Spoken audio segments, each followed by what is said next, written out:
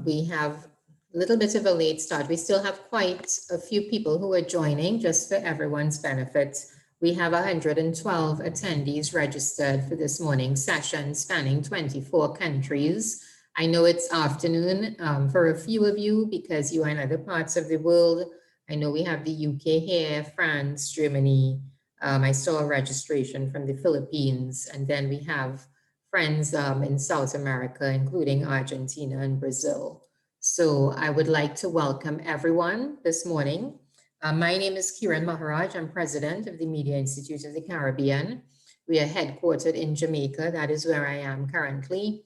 And I would like to thank our friends at the US Embassy in Barbados who made this morning possible for us. A very special good morning to all of our panelists, and I'm going to introduce them one by one. We have Mr. Wesley Gibbings, founder of Association of Caribbean Media Workers, and he's also vice president of MIC. We have Mr. George Davis with us from Jamaica in his capacity as president of the Press Association of Jamaica.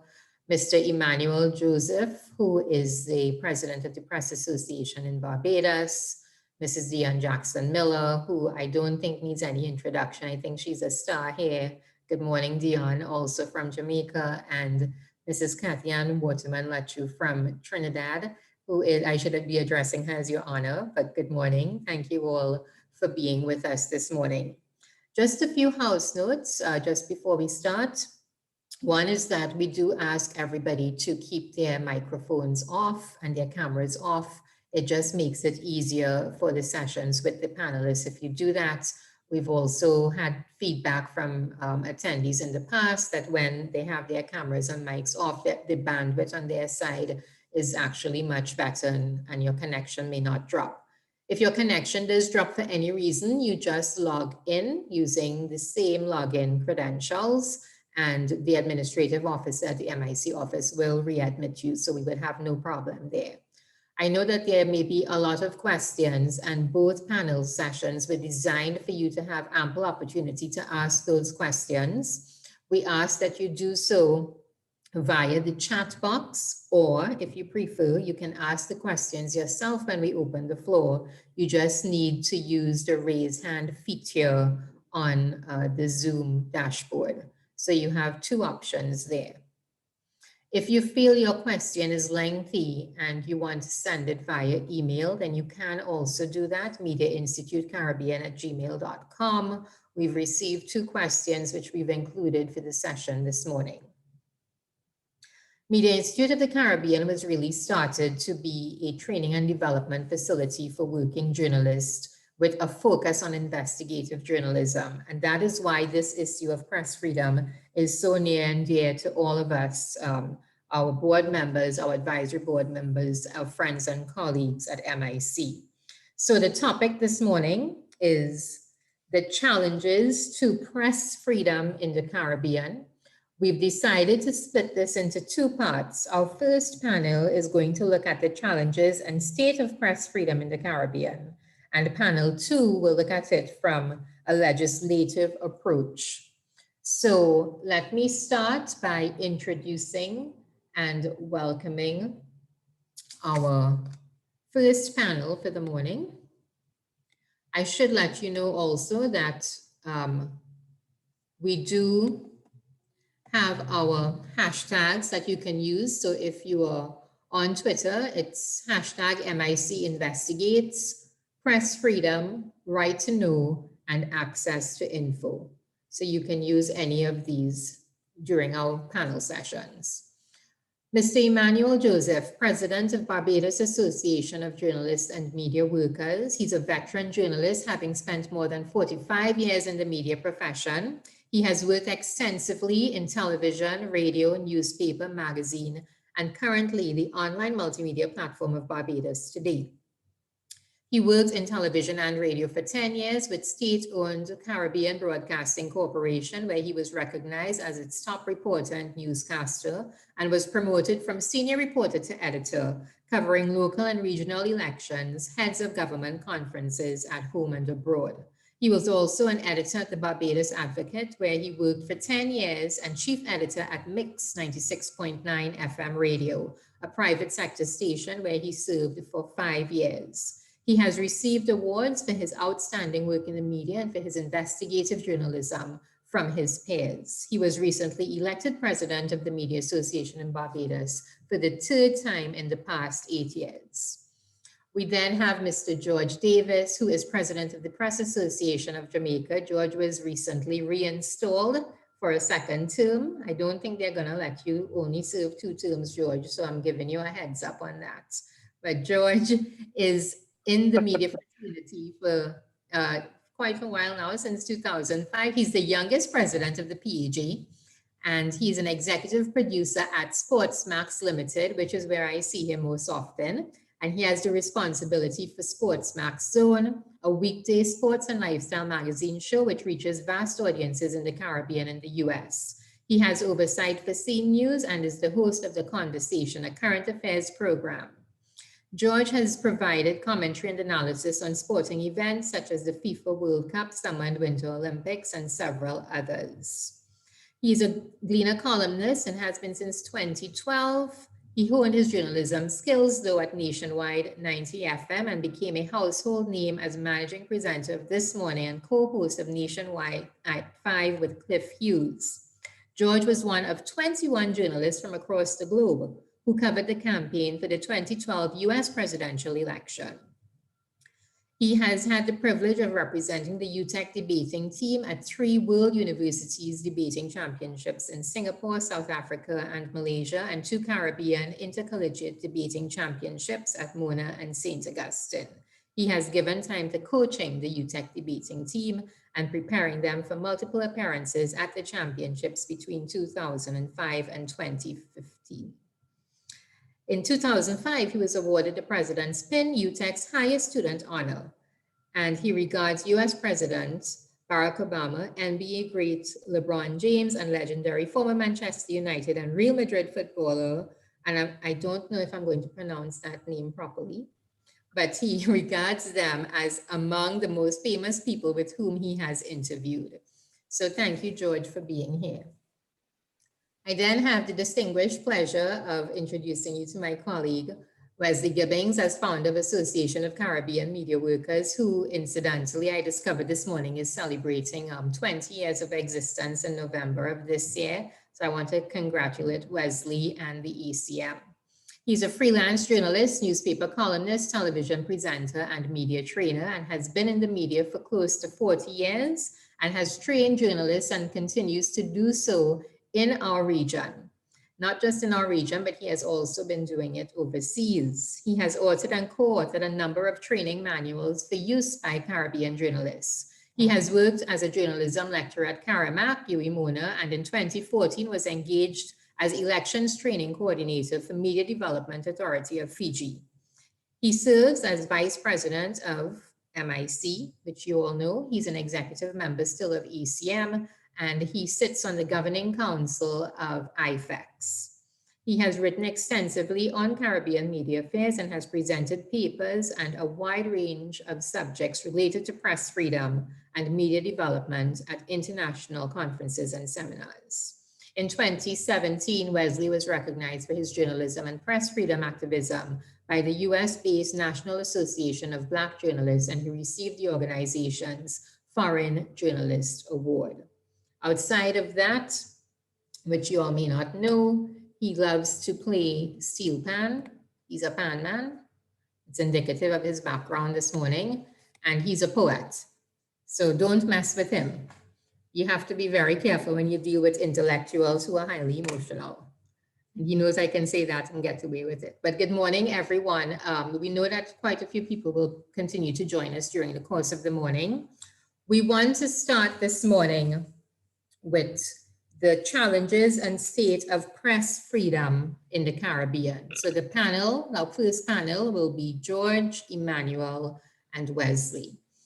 And so when I looked at the topic, and it's one that I ponder on very often, you know, we have a press freedom index set out by Reporters Without Borders. And I have had to fill out the questionnaire. It's about just over 80 questions that they ask in a survey format. And that is how they then proceed to do the ranking. I have two issues with it. One is that I don't see all of the Caribbean countries represented. And secondly, I don't feel that all of the questions are as relevant as they can be. But I think it still is a very worthy and worthwhile index. So my question to you all, and I'd like to start with George, is how accurate is the Press Freedom Index in our region? And is it really suited for our region? All right, thank you, Kiran. Thank you for the question, and good morning to everyone on this webinar. Very good question in the context of where it puts developing countries, where it puts developed countries, and how the rankings show, or the ranking shows, that some developed countries are way ahead, some developing countries rather, are way ahead of their developed counterparts on an index that the layman or laywoman would think it would be the opposite, where the developed countries would occupy all of the top spots and the developing states would be at the bottom. It is the problems with the questionnaire and the basis for the index can be explained thus.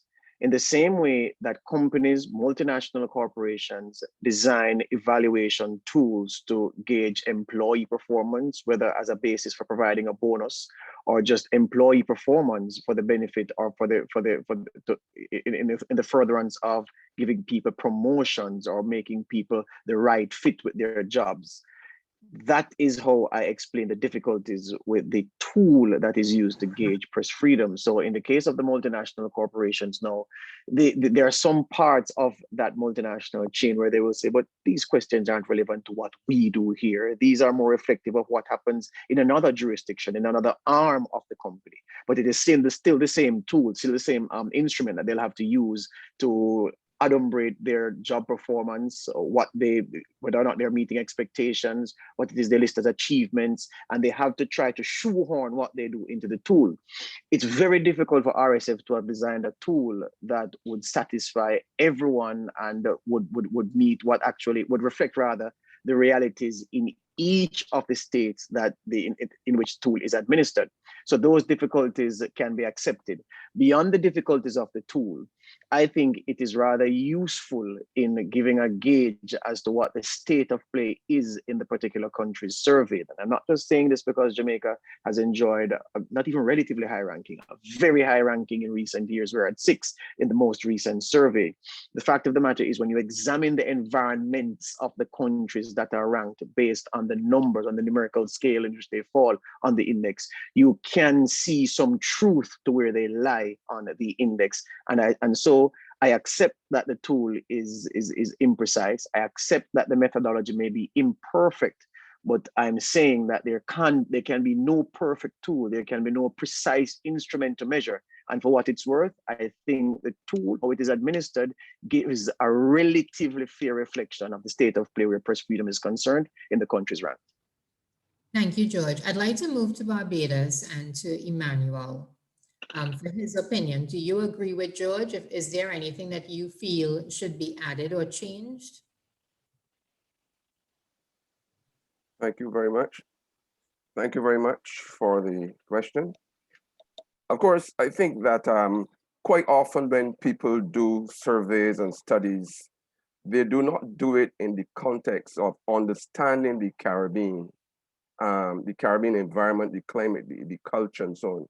And therefore, I am puzzled as to how they're measuring press freedom in the Caribbean specifically. So therefore, I agree with George's assessment. And I'm seeing some countries here that the positions, I'm still puzzled as to how the positions, I'm seeing Taiwan is high up the ladder. I'm seeing the United States. I mean, I'm not we talking about the Caribbean, but for purposes of measurement, I'm seeing the United States is way down. And they're supposed to be the bastion of democracy and press freedom and all that. So I'm kerfuffled as to how they measure this. So I think they need to go back to the drawing board and reassess how they measure and come up with this index. Thank you, Emmanuel. Wesley, you would probably have a much wider perspective because of the entire region and the role you play. And one of the things that struck me was that I didn't see a lot of countries from our region on the index. But what is your belief and your perspective on it? Yeah, well, at the level of IFEX, I've been able to interact with some of these international agencies, RSF, CPJ, IPI, etc., who all have an interest in setting these kinds of international benchmarks and measurements. As with all other international measurements, including economic success, the world once went the way of estimates via per capita GDP. Now they're adding other metrics such as happiness index and all these other things that tend to be a little less tangible and far more nuanced than the black and white estimates that one would make on a chart with respect to degrees of freedom, degrees to which such freedoms are being affected. That said, at the same time, we should, I believe, avoid the trap of applying relativism to something that deals with freedom. Because we're going to fall into a situation where people are going to be tempted to say, well, perhaps we are too small for this. We are too underdeveloped. We are too far back with respect to the cultures, or in this part of the world, we are essentially new societies, new and young societies. So I think that at the same time, while we can observe and we can respect the effort to have these international benchmarks and measurements made, that we at the same time need to start focusing more and more on developing our own metrics. And that's a message I took to RSF once when we had a very frank and open discussion on this, because I was saying that a lot of the questions that you're asking of the Caribbean are in a sense irrelevant. The press freedom environment in the Caribbean is far more nuanced, and it's nuanced against our history, it's nuanced against culture. And then again, it's highly problematic because at the same time, you don't want to say, well, we're too small for this. We have people who are saying that we're too small to have open truth telling as part of the media landscape. So that would be my sort of opening statement on that. It's acceptable, yes, but it's problematic. And we need to recognize and acknowledge the shortcomings. Thank you, Wesley. One of the things, and I think this is a good segue into the theme of self-censorship, just to let our attendees know, I see a message from Mr. Hallamhoop, and we will open the floor, and I will raise that when we come back. But I want to talk about... Sorry, just before we move on, this is George. Yes, George. Right, I just wanted to add to what my colleagues have said. And Emmanuel made the point about the United States and their lowly position on the Press Freedom Index.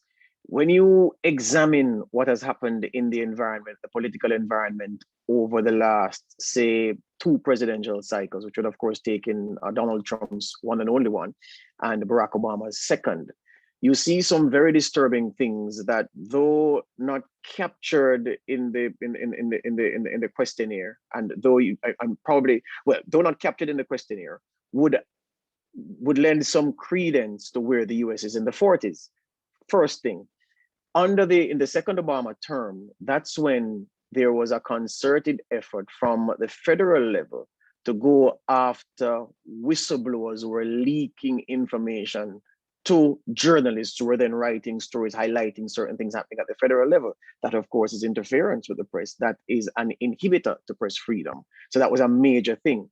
Then under Trump, of course, you have a president who declared that the media was the enemy of the people, didn't hold a White House press briefing for a year. Journalists had to be hiring private security. I know that in Jamaica from time to time, well, not from time to time, when you have the election season, and when the election season is hot, and especially like election day, certain journalists going on the road have to go with armed security. I've had that happen. That has been my story for 2 elections, 2011, December 2011, and before that in 2007. So I'm saying those things don't happen in a place like Jamaica. Those things have happened in the United States. And when you look at the reality in the States and then you look at the ranking, you can see the reason for them being so low, given that you have these 2 major things in the environment as inhibitors to the free practice of journalism and freedom of the press. Thank you, George. Thanks for that and for bringing it back into context. I think that was an important point. One of the things, and this is where I'm going with the self-censorship, is, I feel that has to be a consideration in any press freedom ranking, and I don't see it there with the RSF.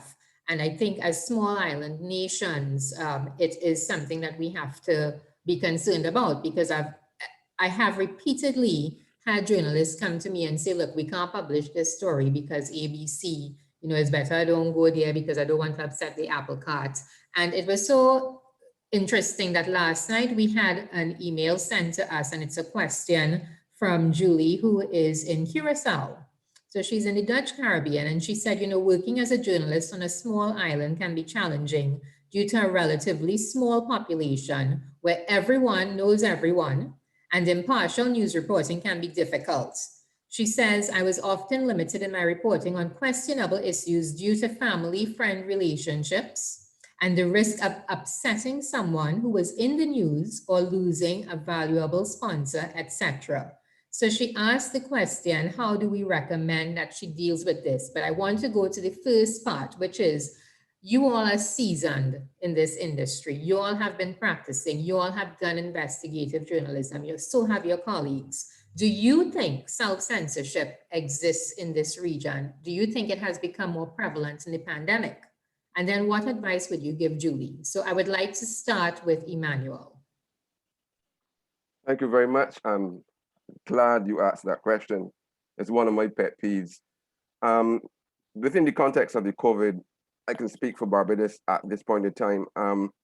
We have not seen an increase, but I can tell you from experience that there has been, and I think there still continues to be, a little self-censorship.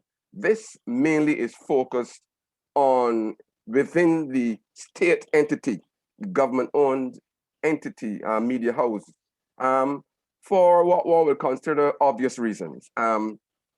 People, media workers, some of them in particular, believe that this is what the government wants. And within their minds, they believe, well, if I publish this, it will make the government look bad. And I know from experience, as I said, some reporters have actually done that. And I think it is really a hindrance to press freedom, because you're not doing your job. And I think too that self-censorship comes, I believe, from fear also, fear of what could happen to you if you published or broadcast what the state does not want you to, or you believe the state does not want you to. It could also come from a question of linked into that, your job security. Could I lose my job if I published or broadcast X, Y, or Z? So definitely self-censorship comes into play. It actually exists, but I would not say exists at a large scale at this point in time. Thank you, Emmanuel. Let's go to Wesley. Well, contrary to Emmanuel's point, I would say that self-censorship is part of the course. In fact, it's routinized. It's built into the news agenda. It's built into news values. And there again, I come back to us making an estimate of where we are. If we need to add to the metrics where we are in terms of freedom to tell the truth to power, and to also tell the truth to our countries, to our people. We are sort of like fixated on telling truth to power and focusing on the politicians and the government and officialdom. But there are also issues associated with us telling the truth to people, the truth to our people. So I would say that self-censorship is par for the course. It needs to be part of the estimate we make about where we stand, because it's not only there in terms of the substance of the reporting, of the stories, but it's there in terms of how we frame the issues. I think that it is in the framing where you see a lot of the self-censorship occurring. And it's something that we need to be mindful of. You know, it's there in terms of us as private individuals, because we're in small societies and we vote. We have our preferences, or we have community pluses and minuses that we have a concern about.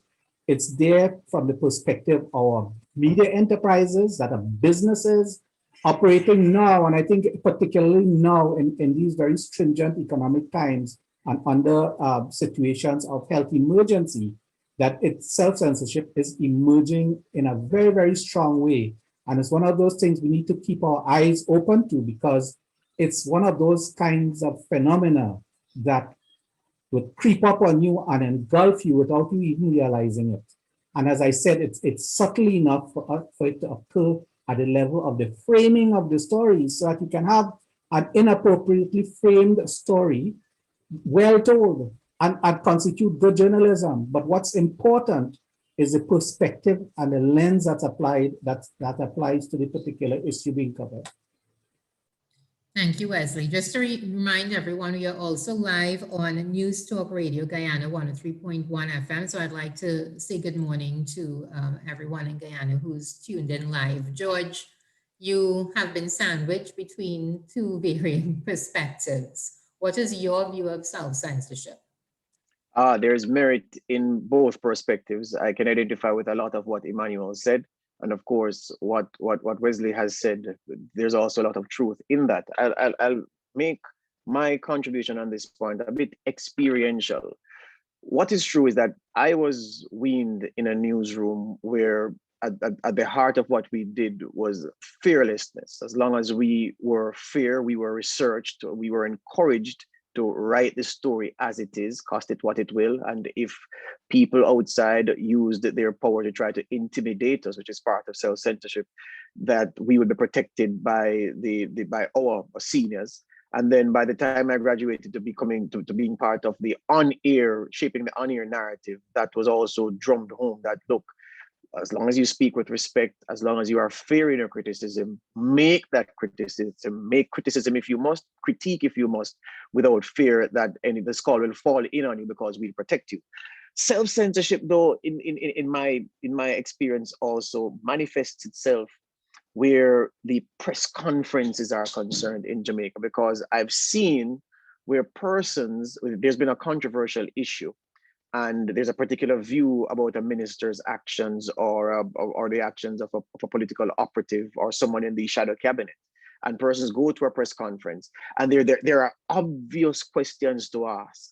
And those questions are not asked because the journalist fears in the room that the press conference is being held, that the mood will turn against them. And in many cases, I can tell you, because I've seen it, the political parties hosting these press conferences bring who I'm going to call their heavies, often men, folded arms at a particular point in the room within the eye line of the journalist, almost daring you. If you think you're bad, that line that you've been pushing on radio for the past few days, if you think you're bad, ask a question on that and you will see. So because of that, now a lot of the times, persons are reticent. Persons are reluctant to speak, to ask the questions, to assert certain points, to follow up. And that is, for me, the most glaring example of self-censorship. Look, journalists in Jamaica have to have a thick skin, because when you, especially doing certain interviews, if you do them every day, like Mrs. Jackson Miller does, you're bound to upset the constituency of a certain person who will go on social media and try to demonize you, and try with the stated aim of trying to make you resile from the points you are made, and that in the future, when you're interviewing someone who they are supporting, that you will not ask certain questions, that you will not push along certain lines. So self-censorship is real. Self-censorship is, as Wesley said, par for the course, I think. It is a part of what we do. It is the skillful handling of that that will mark out the good journalist from the ordinary journalist. And in the Jamaican context, again, there was a question asked of the health minister early last year, around about the time when the COVID crunch was taking hold, about some private relations in relation to a marketing company. And the journalist who asked that question was demonized in many quarters for asking the questions. Perhaps it is, and I did say at the time that the question was inelegantly put, but the substance of the question had to be put. But not many journalists would have asked that question because of self-censorship. They're afraid of upsetting the masses, afraid of leaving that press conference, and the minions or the attack dogs for the political representative turning on them on social media and launching a campaign of hate and abuse and the like against them. So it is part and parcel of what we do. It is how we handle it. It is real. Insofar as the question you got a question from one of our colleagues. Yes. How do you recommend it be dealt with? Here's the thing. I would tell Julie to be brave, because that's what I would tell one of my young reporters in my newsroom. Is what you're reporting accurate? Is it well researched? You have information that is credible, go ahead and report it, and I will support you. So this involves now more than Julie, because Julie needs strength from those with whom she's working to assure her that if they come after you, we will protect you. And I'm sure if she gets that reassurance, she will be steadfast in what she is doing, and she will pursue her stories to the end. The point she makes about the familial nature of Caribbean societies and how small they are. I know this person is a cousin of the minister, and that person is a brother-in-law of the chairman of that board, and so forth, so forth. It is real. It is what we deal with, which is why when people talk about the lack of investigative journalism here, I laugh, because I'm saying, well, there are only a handful of people that can remain anonymous after giving you certain kind of information because the society is so small. So I'd say to Julie, be steadfast, make sure that what you're doing is reporting is accurate, and seek out the support of your bosses. If those bosses give you that support and what you're reporting is accurate, you will be fine and let the chips fall where they may. I was going to come to the latter part of George's comment, which is the support of the bosses, the support of the media house. So there are many instances where the journalist would go out of his or her way, take the risks and so on, and the media house would just decline to carry the story, because there is commercial self-interest or even political self-interest on their part. And then even beyond that, when the story is carried, I come back again to our audiences. We do not live in an environment where people really and truly believe in freedom of expression and freedom of the press. I saw somebody posted in the comment section there that freedom of the press does not exist anywhere, and that's quite right. But it's an aspiration that needs to be at the back of our mind, and it's something that we need to fight for, bearing in mind that the obstacles are not only at the level of the institution of media themselves, the institutions of media, but within the makeup of our societies. Trinidad and Tobago is one of the more candorous, noisy, cantankerous countries you can find in the world, and yet self-censorship and an inclination to get people to shut up is routine. We face that every single day. So it's very difficult terrain to tread, but I think it's a struggle. That's what this discussion is about today. It's a struggle we need to engage, and it, at the level of the journalist, it begins with you. So you know, that was one of the learnings with the MIC experience, which is what led us to the formation of the Caribbean Investigative Journalism Network, CIJN.org, which is nonprofit news. And I think that's why there has been a rise in nonprofit news entities globally. So it brings us to the question of independent journalism, because the truth is there is convergence. The truth is there are major players, the big fish eating the small fish, if you want to call it that. Because of what has happened with the pandemic, I believe that more and more that business model will develop, because obviously the smaller players cannot sustain themselves with a dwindling of advertising revenue globally, and specifically in our region. I mean, it has been really bad. We've seen ad sales drop by almost 50% in some instances. So here we have it, convergence. There's going to be concentration of media ownership. There may be laws coming into effect, which we will get to later. You have the presence of state media. So my question is independent journalism at risk in our region? Let's go back to Emmanuel. Thank you very much.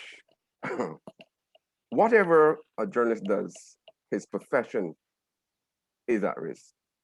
We are risky. We operate in a risky profession. So yes, the answer is yes.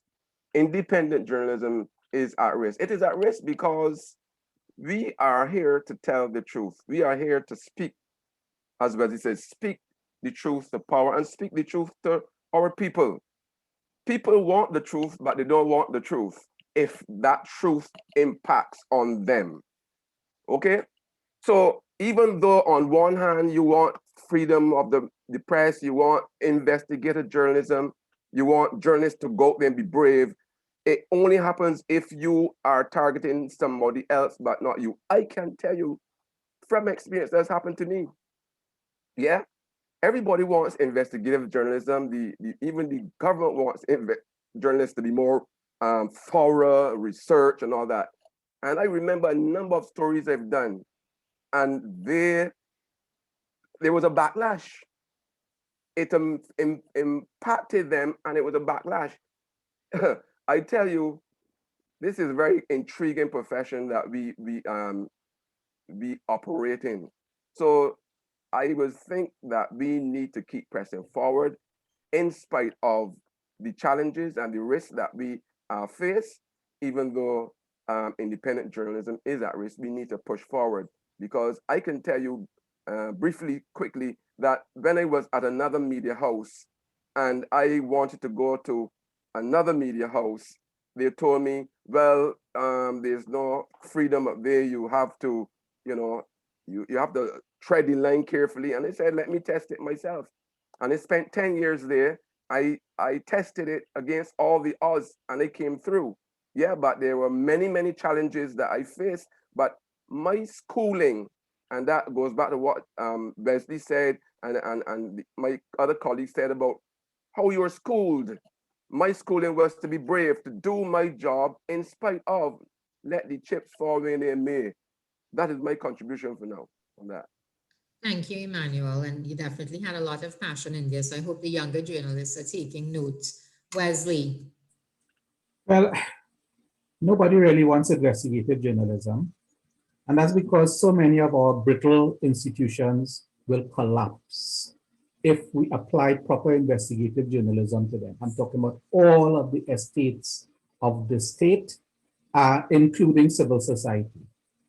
So when I hear people, oh, we need more investigative journalism, I wonder sometimes if people understand what it is they're calling for.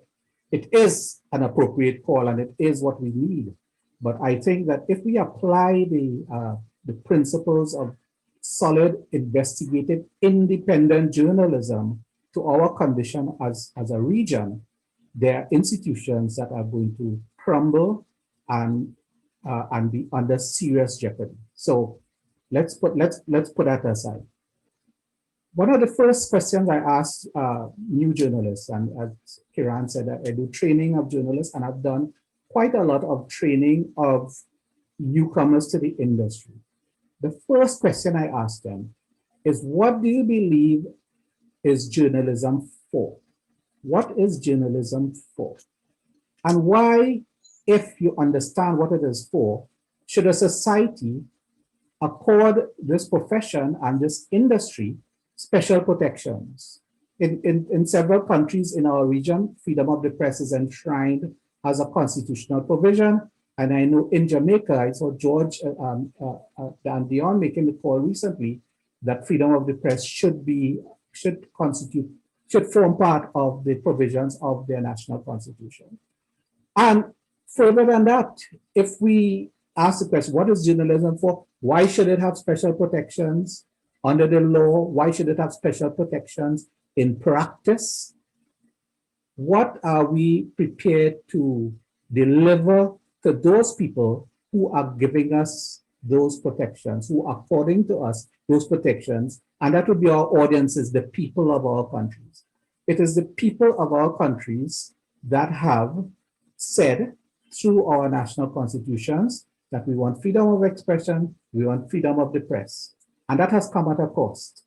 It has come as a cost at the cost of the society. What are we prepared to deliver to the people who have given us the space as an industry and as professionals to practice our trade? I think if we approach the job in that way, being independent and being fair and being balanced and being open and being prepared to tell the truth about our societies would form a routine part of what we do as journalists and what we do as a media industry. Thank you, Wesley. George, what's your take? Yeah. On the point of independent journalism, if I'm going from how you introduced this particular question, there are many people who link independent journalism with the presence of media houses that are not of the kind of the large ones. So you talk about community-based entities, outlets then, smaller outlets which are doing work. And I would say that, people lament, well, independent journalism takes a beating each time one of these small organizations is forced to close or is crowded out by the larger ones. And I'm saying maybe it's because I studied business and management at university why I have this perspective. But I always never support that argument because I'm saying, wait, why is it that journalism and media should be any different from businesses? It's the nature of business that the large ones crowd out the small ones. It is the nature of business that most small businesses will close over time, usually after the first year. And it's the nature of business of the cut and thrust that if you are not retooling or upskilling or upscaling, that you're going to get trampled. So I don't buy the argument that the closure of small media outlets because of the bigger ones getting bigger, that this is a sign of, independent journalism is dying. And I don't buy it for the reasons cited. On the point of investigative journalism by itself, I think it boils down to a simple thing. It's very similar to what we were talking about under the previous question of self-censorship. Will you be able to say what needs to be said when you need to say it? For me, that's at the heart of independent journalism. And I'm saying that this part of the region, I see that as being very strong. It's not strong, it's not enshrined in many places. And even TNT, which has a constitutional provision that Jamaica is hankering after, that didn't stop police from raiding a media house and looking to seize equipment and to take away other things and to act in a manner that is not what the persons who put that provision in the Constitution intended. What I'm saying is independent journalism is alive and well. Independent journalism has been given new life by the advent of social media. I know some persons who've never set foot in a newsroom wouldn't know how to edit a voice clip, wouldn't know how to write a story with the lead being here and the body being here and the context being here, and to put the voice clip, make sure that the first sentence captures the essence of the story so that if someone only hears the first sentence, they'll know what the whole story is saying. They don't have those skills that we all have in abundance, but they still represent a voice. So there are things that certain entities are carrying on, certain activities. These issues are highlighted, persons join in on the debate. So I'm saying that whereas you had a small operation with 3 or 4 people carrying out, representing a media house and writing certain stories from the community level or even at the national level, and that these exist no more, I'm saying that their place has been taken by independent actors on social media. And then the bigger media house is also branching out on social media to get in on that space where that kind of discourse is taking place and where a lot of interaction is taking place with the people who are responding to these stories being crafted. So, people like to say and make it sound like a clever point to say, well, this particular thing is fickle. Freedom, well, Wesley recounted what someone said, that press freedom doesn't really exist.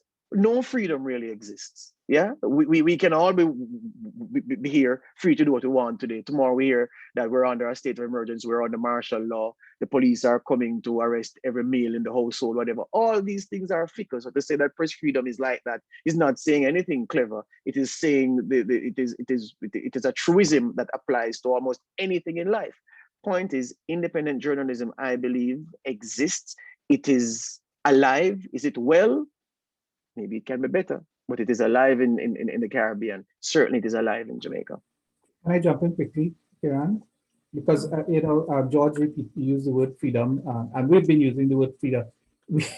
There is a cultural and social context to this. In this part of the world, freedom is supposed to mean something very special to us. And I always am peeved at the fact that people sort of mock a concept of freedom coming where we came from, slavery, indentureship. This part of the world, freedom means something very, very special. Yet at the same time, there are so many of us who are prepared to mock a notion of freedom as if this is something that is an unearned entitlement. This is a matter of our right to be free. And people throw the notion of responsibility in there. And I think that most times when the quick response to freedom is mention of responsibility, it's there as a form of checking you in your steps and say, hey, not so fast, not so fast. Don't forget you need to do this, that, or that. No, I think that especially coming where we are, given our historical antecedents, given our society, given our culture, that freedom ought to be the default position. And if it's anything, you come and you try to doing that, but people don't assume in our societies that freedom ought to be the default. In my view, it ought to be more and more the default rather than some kind of entitlement that somebody, a constitution or some politician or some boss is going to give you your freedom. No, that's as a matter of right, not a matter of some privilege somebody is giving you.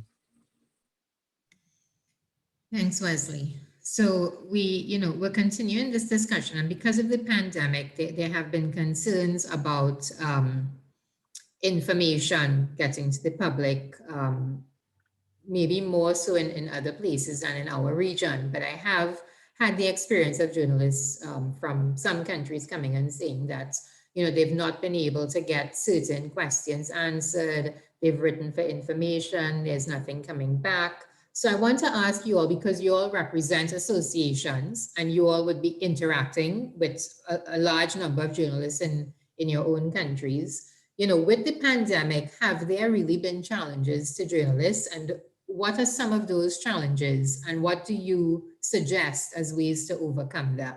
So I'll go with George first. Based on what our members have been saying, the pandemic has given the government an excuse to constrict its interaction, its interface with journalists through the regular press briefings. So the press briefings are in the way that they are set now by Zoom, good and bad. But you'll turn up for a Zoom meeting expecting that, all right, so there'll be a chairperson for the proceedings, and that chairperson will have so-and-so minister because so-and-so ministry's work is the hot topic this week. So it would stand to reason that you'd bring this minister along. But that minister doesn't come along. And of course, the chairperson can always hide behind the excuse, well, these are questions best put to the portfolio minister, frustrating the process.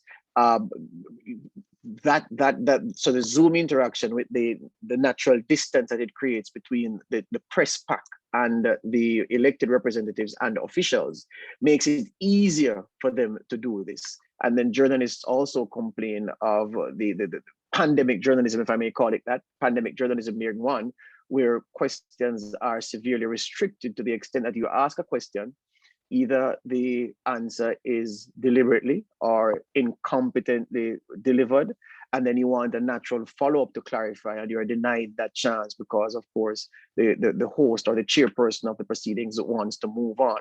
So this has been a common cry from our members about how these interactions have gone in the realm of pandemic journalism. But at the same time, I find when I am listening in, when I'm party to these Zoom press conferences, that a lot of voices that you would not normally hear asking a question at an in-person, interactive, traditional press conference get to actually engage with the minister or the official present, because the organizers want to give this sense of fairness in terms of access. So RJR Leader Group gets 3 questions, The Observer gets 4, News Talk gets 1, Nationwide gets 2, IRA FM gets 1, Mellow FM gets 1, Roots FM, Best FM gets 1 under normal circumstances. And I'm talking from my experience of going to press conferences from 2005 in the flesh. A lot of the times, this is not facilitated. It's the big media houses, the name media houses that get audience directly. And there's no time for the smaller ones, to the extent that most of the reporters from the smaller entities just go there to collect information. It's a data collection. Then they go, record what is said, write down their notes, and they leave. They know that, well, I won't get a chance to answer the question because I'm not from one of the main media houses. So I find that this is not so much the case these days in the realm of pandemic journalism. But on the other side, I've highlighted to you what are the difficulties. It is perhaps easier for a minister to hide or be shielded by the moderator of these proceedings, given how they have to be set up for the interactions to happen. Thank you, George. Emmanuel, what about Barbados? Have you had a similar experience to what George is explaining? Definitely. In fact, one of the main things right now, I believe it might be in the process of being rectified, because the media Barjam, the Media Association, has made representation to the Prime Minister, and it is being dealt with. But the issue is, you call a press conference, you tout it at a press conference, you're invited to a press conference, you're there in Zoom, and then no questions. You're not allowed to ask questions. End of press conference. Well, it's not a press conference if you're not able to ask questions. That's one of the biggest peeves we've had, right, in Barbados. And the other thing is that on occasions, as I said, is, in the process of being rectified, but on occasions before, the host would interact with the panel and carry on for the bulk of the time allotted, and then over to the media now, and you have very little time to have meaningful questions. So you end up probably with 2 or 3 questions because of the time allotted. I mean, that is ridiculous. If the case is that you want to have a panel discussion, have a panel discussion, and don't invite the media, send a press release or something, okay? So those were the 2 main things that we have been grappling with here in Barbados with respect to the COVID press conferences, updates, and so on. But I said to you, it is a matter that is, have the attention of the Prime Minister, and we expect that it should be resolved as soon as possible. Thanks, Emmanuel. Wesley, you're based in Trinidad. So what do you think about the Trinidad experience? Let me ask you that. Yeah, well, I think I take George's point that there have been positives and negatives to the virtual press conferences.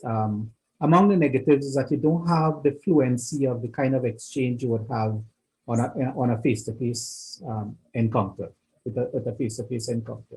I think there's a dynamic to that that's very good, and that's very solid and would help journalism.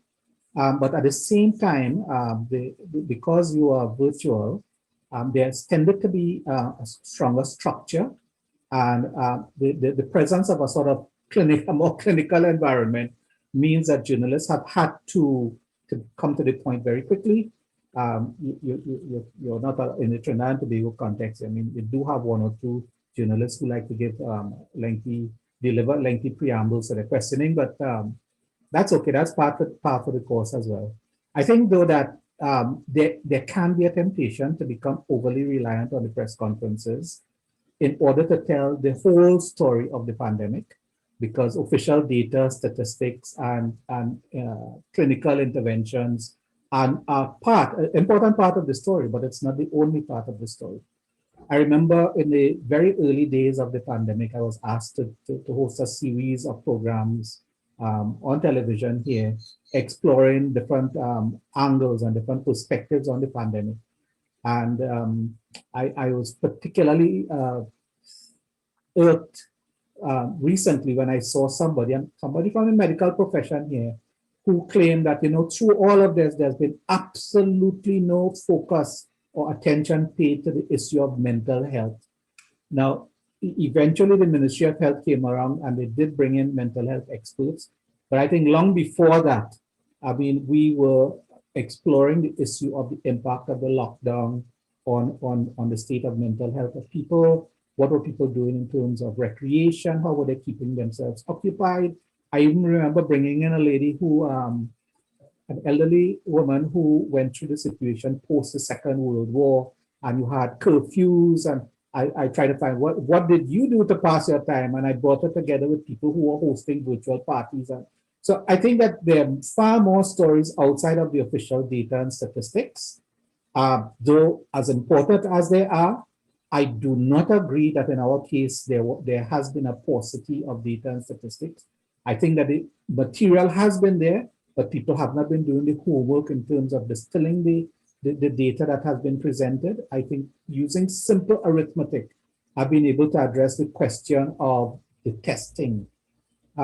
Even though they're not explicitly, in the daily updates that we get, they do not explicitly say that between yesterday and today you had 500 tests. And there are people who are running off wildly and say, oh, well, the government is not telling you how many tests done. What they do give is the total tests. So simple arithmetic. What was the sum yesterday? What was the sum today? It includes public and private sector. Do the arithmetic.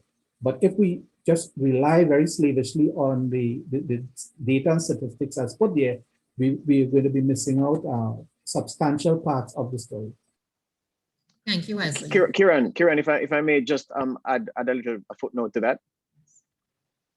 One of the things that doesn't happen in pandemic journalism is, say for instance, you go to a post-cabinet press briefing, you have researched a particular thing, perhaps something that the government or minister in question promised to deliver on, but has so far not delivered and has not given an update on.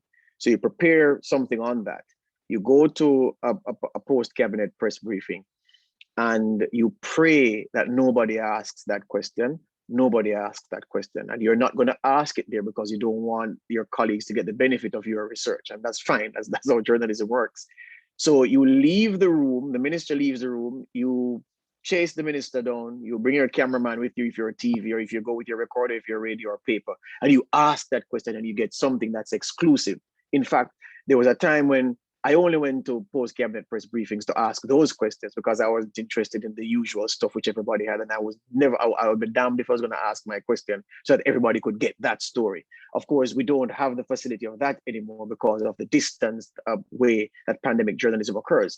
Also, there were times, what is different also is that because of certain name media houses and prominent journalists from these media houses, you had a tendency in press conferences for the person chairing the press conference to call on particular people and ignore other people, which is similar to which is supporting the point I made about smaller voices now getting a chance on the Zoom platform.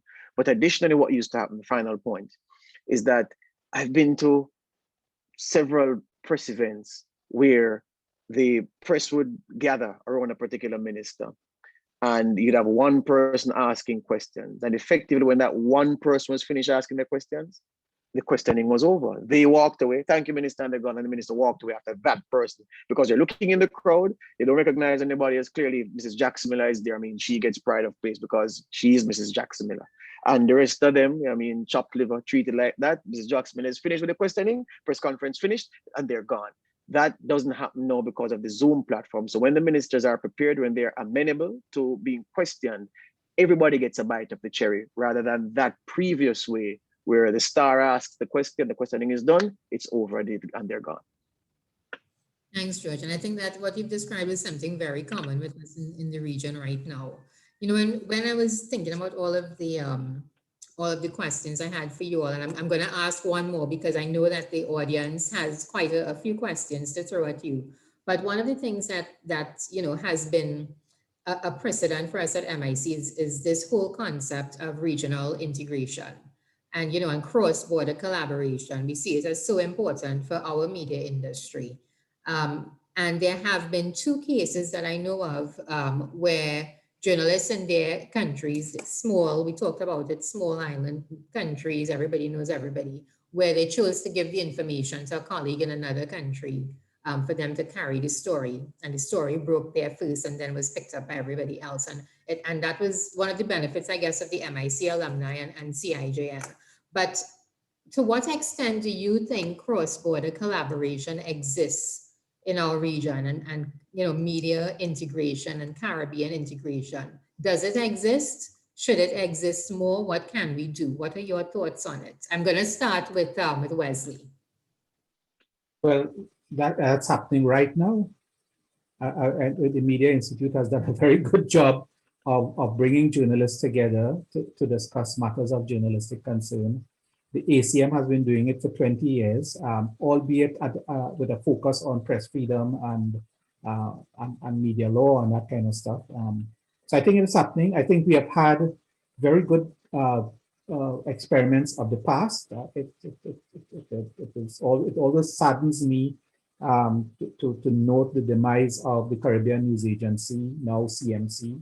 I think that CBU needs some kind of rescue mission at the moment, because these are models that were there before and essentially cooperative models at the level of the media enterprises.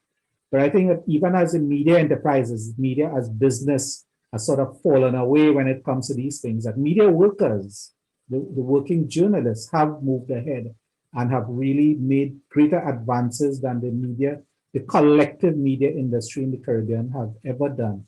I know George is there, and George will talk about Digicel and the involvement of some of the telecoms agencies and conglomerates in terms of a regional platform.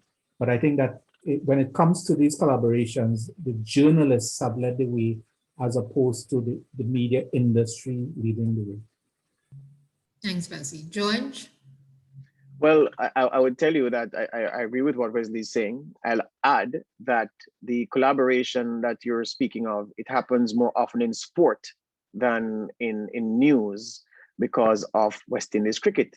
So I know for a fact that there are issues that have emerged in individual Caribbean territories. Say, for instance, there's something happening in Guyana, but the reporter who has their hand or their finger on the button, because of self-censorship and the real fear of being that their source will be found out, they pass that on to their colleague in Jamaica or in TNT, and the story emerges in the Guardian or the Newsday or the Express, or it emerges on KLAS, or it's reported on RGR or Nationwide. So that happens a lot in sport.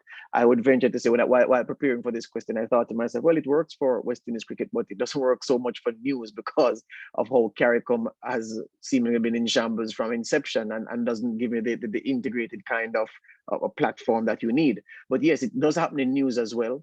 And but sport is where it happens a lot. Last year in 2020, the biggest story in sport in the Caribbean surrounded Trinidad and Tobago's Football Association. FIFA's move to put in a normalization committee after sacking the duly elected executive, and the details that came about the contracts, the term and tenure of contracts, how people were appointed, all of those things. And there was a lot of collaboration across borders between Sportsmax headquartered in Jamaica, but having an arm in TNT as well, and of course, having its tentacles throughout.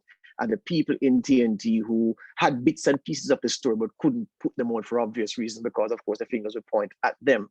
So at the softest level, this kind of collaboration that you ask about in this question, Kiran, is evidenced in the fact that the cricket commentators from down the islands, as we say in Jamaica, they are household names in Jamaica. Reds Pereira, Fazir Mohammed, Andrew Mason, Sean Devers, Jack Matthew, all of these guys, because these guys have made themselves available. So everybody in Jamaica who listens to sport and who follows cricket knows these guys, because these guys are all providing analysis, critiquing things in their home country, criticizing things, critiquing things at the level of the West Indies board, criticizing the cricket West Indies cricket board formally, all of these things. So it happens very much at sport. I'm very proud of the level of integration, but in news, because of how CARICOM is, and the fact that the single market and the economy, I mean, well, we're still talking about concept in 2021, and it's a shame.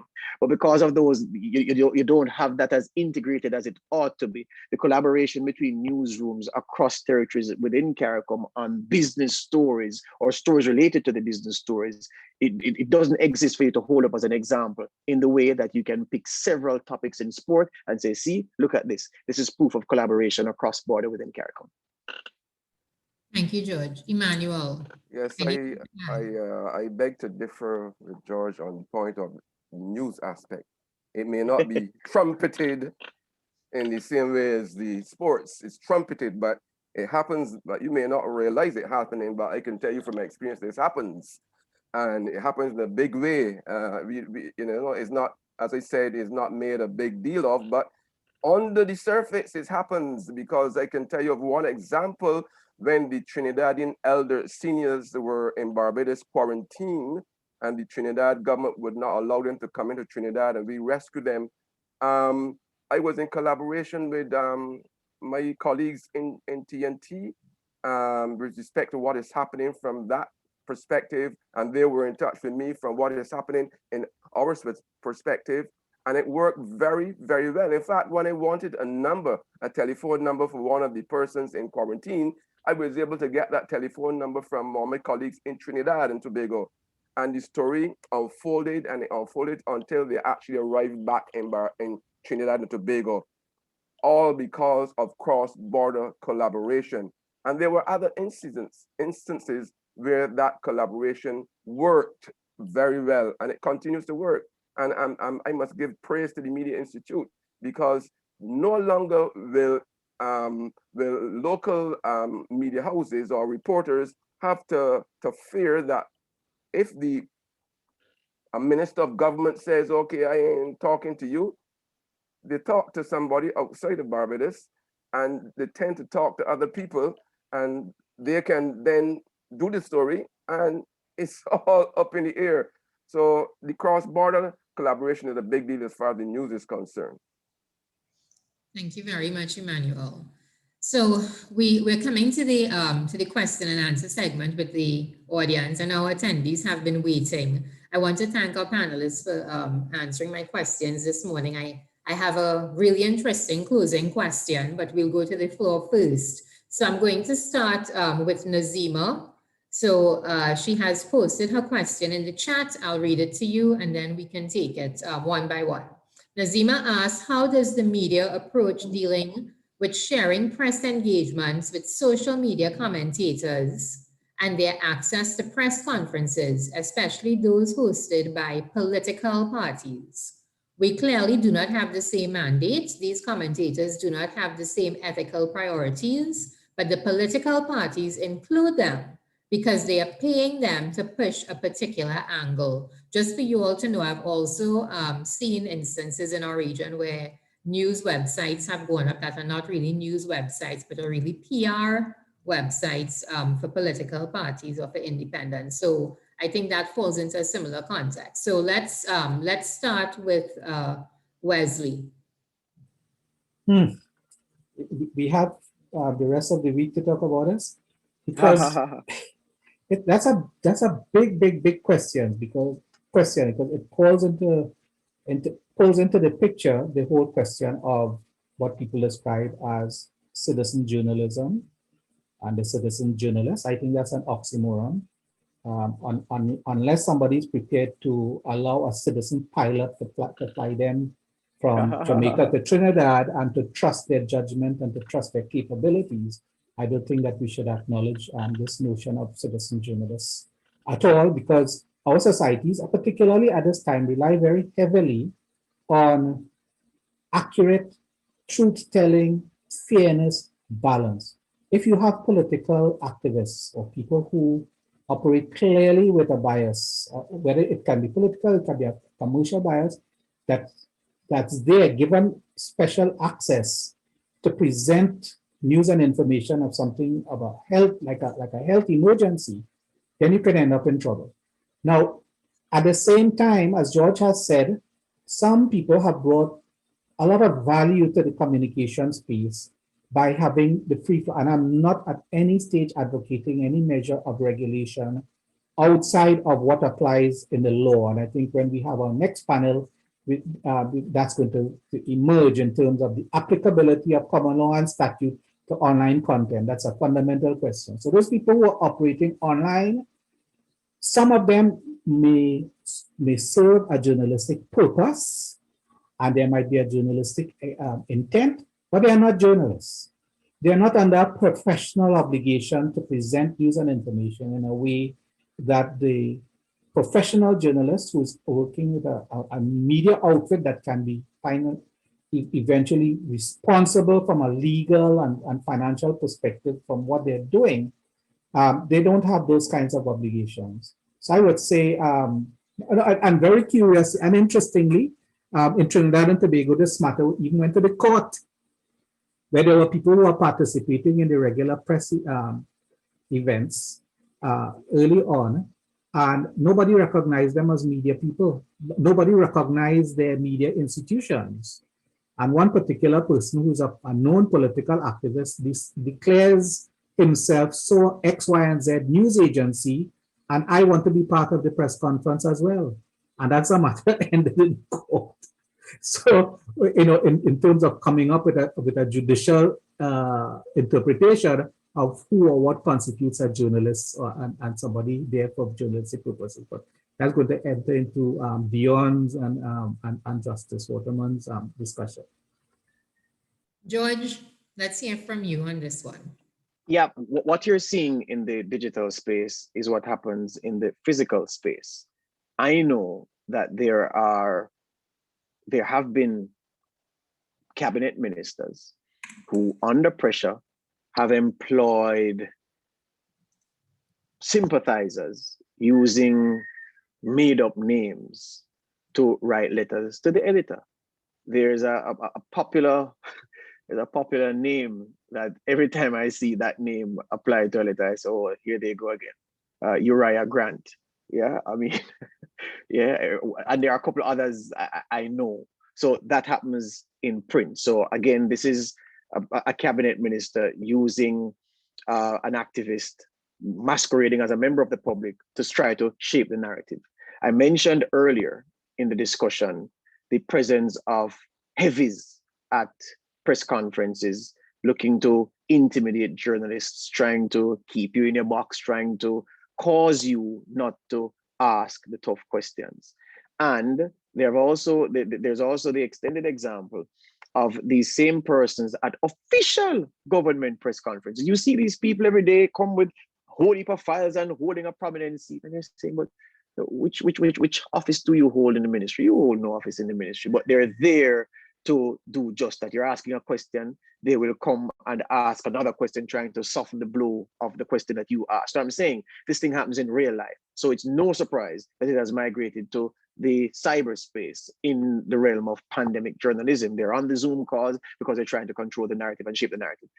That's part and parcel of journalism, I believe. I think you need these people to make you even sharper as a journalist, to make you refine the questions you ask so the question can stand on its own. It doesn't leave open for anybody else to interpret what you're trying to say or what you should be asking, so that any retort, any rebuttal will be seen for what it is, an attempt to hijack politically what you're saying. So I'm saying the landscape, it needs those who are acting against the system, those who mean ill, those who have ill intent, because what is true is that journalism will shine through honest journalism practiced with integrity, a journalist representing the truth, a journalist representing facts, a journalist with research, asking questions for the benefit of those who aren't in the physical space with the official, which is what I always tell people. So look, I'm only here to ask those questions that the ordinary folks who are busy with their daily lives don't have the opportunity to do. So I'm their conduit. So it's bigger than me. Those and that will always shine through. It shines through when they are in the physical space as the journalists, and it will shine through in the online space. So I'm not worried about it, and I'm not concerned that it may interfere with the practice of good journalism.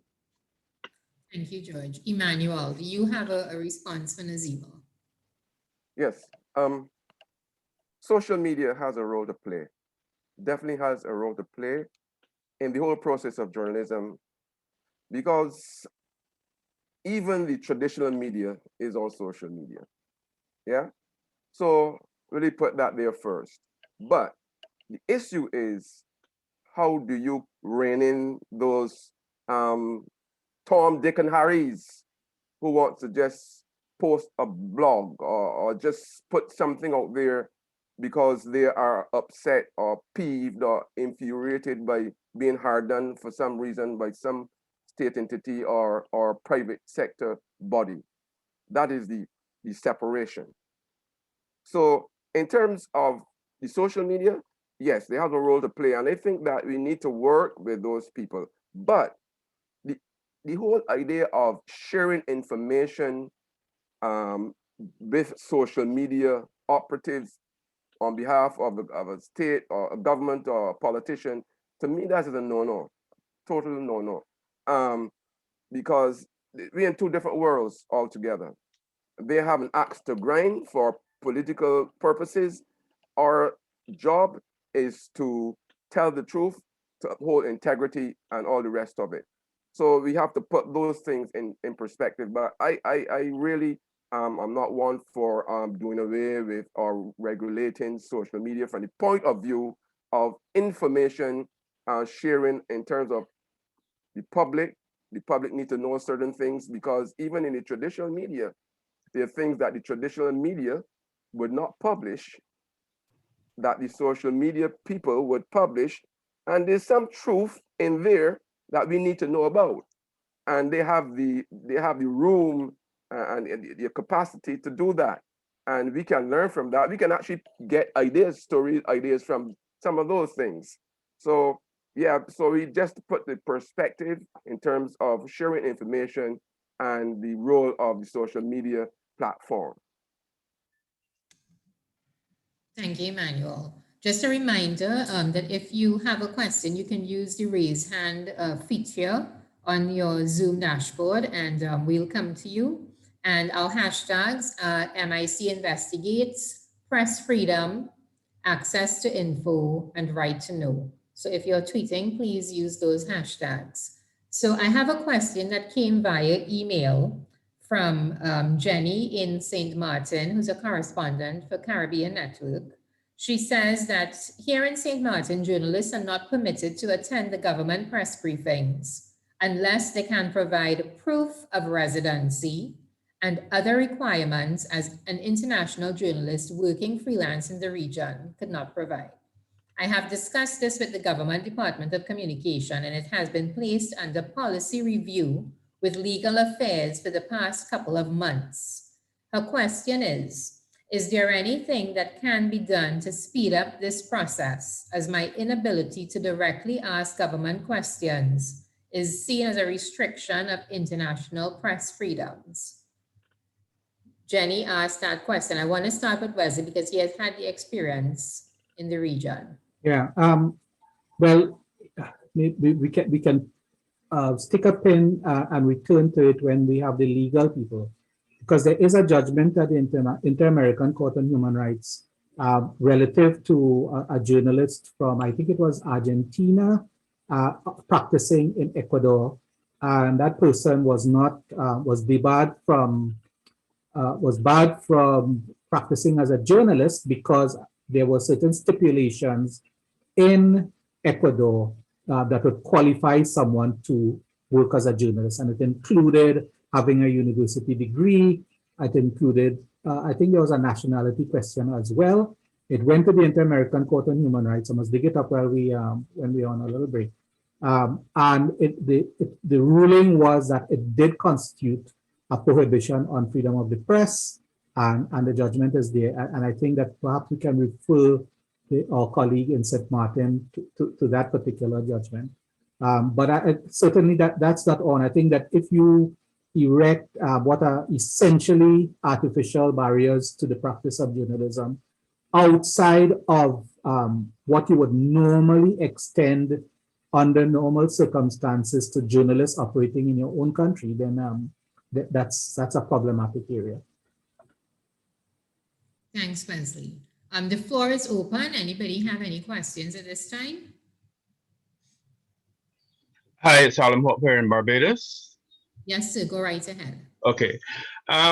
Brief comment and question from a regional perspective. I certainly agree with Emmanuel in terms of the issues, in terms of constraints and that sort of thing. But on the question of the Caribbean, if you look at young people and innovation and that sort of thing, let's recognize, first of all, that technology and money have come together for the first time ever to provide young people and anybody really to pull themselves a little bit out of poverty if they're first of all educated about what they can do in terms of blockchain and cryptocurrency. We have empirical evidence of that. All right, so we've been working with NGOs and telling people, listen, we can show you how you can actually do this. All right, but here's the question: are Caribbean journalists first of all really educated about this technology? I would say no, because I would say, and that's based on over 3 years of studying the technology and not seeing the coverage in the media. The second issue is, are we saying that media houses are not impacted by the fear of loss of advertising from financial institutions like commercial banks, which could be disrupted by their coverage of the developments in blockchain and cryptocurrency that would educate and inform young people about ways in which they can strive towards financial independence? That's my question. Thank you. George, you want to go first with that one? Yeah,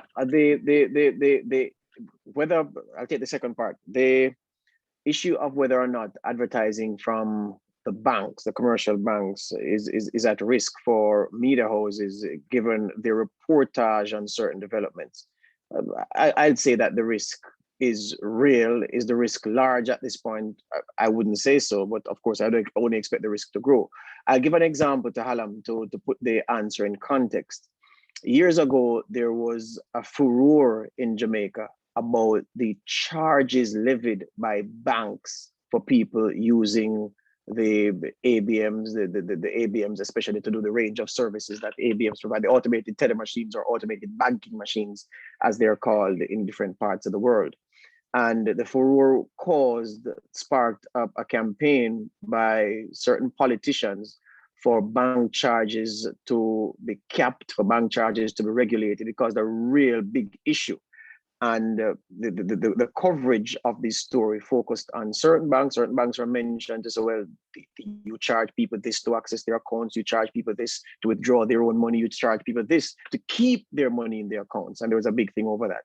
There wasn't a concomitant fall in revenue or withdrawal of revenue by the banks in terms of their advertising spend with media houses who were reporting these stories, and these stories were directly injurious to the banks. And perhaps it is that in the last 20 years or so, I can't recall another story that put the banks in a worse light than that issue, the issue of the charges that were levied against their customers. And so I use that as an example to say, well, if the banks didn't pull advertising for the coverage of those stories, Bitcoin and the cryptocurrency boom, which is more advanced in other countries.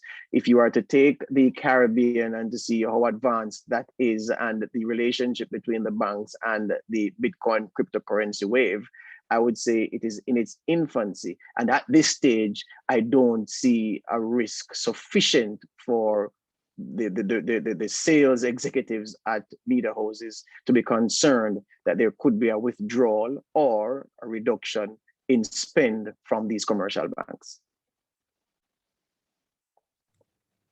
Thank you, George. Wesley? Sorry, while George was on that point, I was checking because I cited, I made mention of a case. It's actually a 1985 case out of Costa Rica, and how that case came about. And I put this a sort of summary of the judgment there, was that there was a journalist who, and I have the full judgment here, but I don't have the time to go through it, from another country. And he, in order to practice as a journalist in Costa Rica at the time, you needed to have a license to operate. In order to have a license to operate, you needed to be a member of the National Association of Journalists there. And in order to be a member of the National Journalists Association, you needed to have a university degree. And so this journalist could not join the National Association and is therefore prohibited from practicing as a journalist in Costa Rica. And the court ruled that that was objected to the compulsory nature of that provision. So I'm sorry, I wouldn't be able to chime in too much on because I was sort of hurriedly trying to investigate it to make sure that I did not speak out of turn and give people the wrong information. And Wesley, we see it in the chat, so we appreciate that. And I think it's something that that Jenny would appreciate greatly as well. Okay, so let's go to Emmanuel, because Emmanuel, in Barbados, and Mr. Hope has shared some opinions, and I think that's where he's based also. Yeah. With respect to the first aspect of his question or statement, training of journalists with respect to the technology, money, technology, and so on. Yes, that is true. This is not a focus right now. You might have the odd journalists doing that or showing an interest, especially business journalists who might show an interest. But in terms of really going out of the, I wouldn't say going out of the way, but focusing on training in that aspect, no, there's no such training right now. You must realize that most media houses in the Caribbean are small entities, and in terms of giving time people off to train and giving them that room of flexibility is a luxury. So therefore, it is in your interest, each media workers' interest, to look after the development and so on, and educate themselves in the profession. Because if you're not up to date with what's going on, then you could be left behind. You become an incompetent journalist, or how should I say, incomplete journalist in terms of things will leave you behind, and you will not be able to properly report on things in that aspect. So that's my take on that. Kiran, if I may add to the first part of the question asked by Halam, are you hearing me? Yes. Right. Yes. So I'd agree. Well, I'd mirror what Emmanuel is saying, where the Barbados situation is concerned. That part of the skill set of journalists in Jamaica, there's also a gap there. And looking at the context in which Halam has placed both what the point he made and then the question he asked, there is need for journalists, and there is urgent need for journalists to upskill themselves in this regard, because that is the new frontier. I'd say, though, that in the way that you have, most media houses would have a parliamentary reporter or two, or have journalists capable of reporting on parliamentary matters, covering crime and the court. It's a different thing where business is concerned. You know what they say about journalists, and you retreat to journalism because you're afraid of numbers. You know, and I know that applies everywhere. So the number of journalists in any jurisdiction who would be skilled to report on financial matters and business matters, and who can differentiate between finance and economics, because it's not the same thing. Many people conflate the two terms. That number would be small, and so you'll still have, even within a context of where you have an excellent business journalist, a handful of excellent business journalists, you wouldn't have the coverage, you wouldn't have the numbers that you would have for other headline areas in a newsroom. But amid all that, there's still need for the training, and the need for the training is urgent, I would say. Thank you for that, George. I put on my MIT president's cap and took note of the training possibility, because that is the gap that MIC seeks to fill in our region. And I'm very happy to say that we've been fortunate enough that the over 130 journalists who have gone through different types of training programs with us, they've never had to pay for it, because it's a situation where we know the media houses, especially the smaller ones, can't afford it. And that is one of the reasons why we were formed, and we picked up, the responsibility of doing it. So I think it's an important point, and I do believe that it is significant at this time too, especially with the digital landscape, and that is where we live. It's not going to go away, and we have to become more familiar with it. So thank you for that. We have a question from Amy. She asked on the issue of whether journalists should be awarded special protections. What, in the panel's view, is the most practical form of protection that can be afforded, keeping in mind the local circumstances in the Caribbean? So it would be interesting to hear your comments on it, panelists, as practicing journalists. I think it's a question we should ask two of the second panel. So, special protections. What, in the panel's view, is the most practical form of protections that can be afforded, keeping in mind the local circumstances in the Caribbean? I'll start with Wesley. Oh, if I can just interject for 1 second. Right. From my understanding of it, in terms of the UN plan for action on the protection of, for the safety of journalists, it seems like it is more a theoretical approach, but I'm wondering, how does this translate into reality? Because most of the, the plan of action seems more along the lines of raising awareness and reporting on the danger that journalists face, instead of really seeing what can be enacted to protect them in a more physical sense. Yeah. No. Well, there are. You're quite right. A lot of the current discussion on at the international level on the safety of journalists focus on capacity building within media enterprises and among media fraternities to better assist in protecting themselves on a number of different fronts.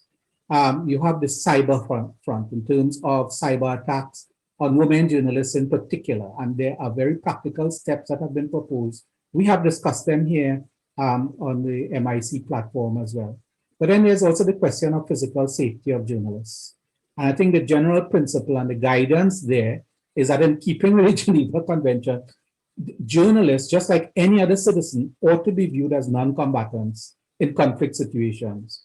So now, something that deeply disturbs the ACM right now, for example, is that in the midst of the current political turmoil in Haiti, journalists are being singled out and attacked physically.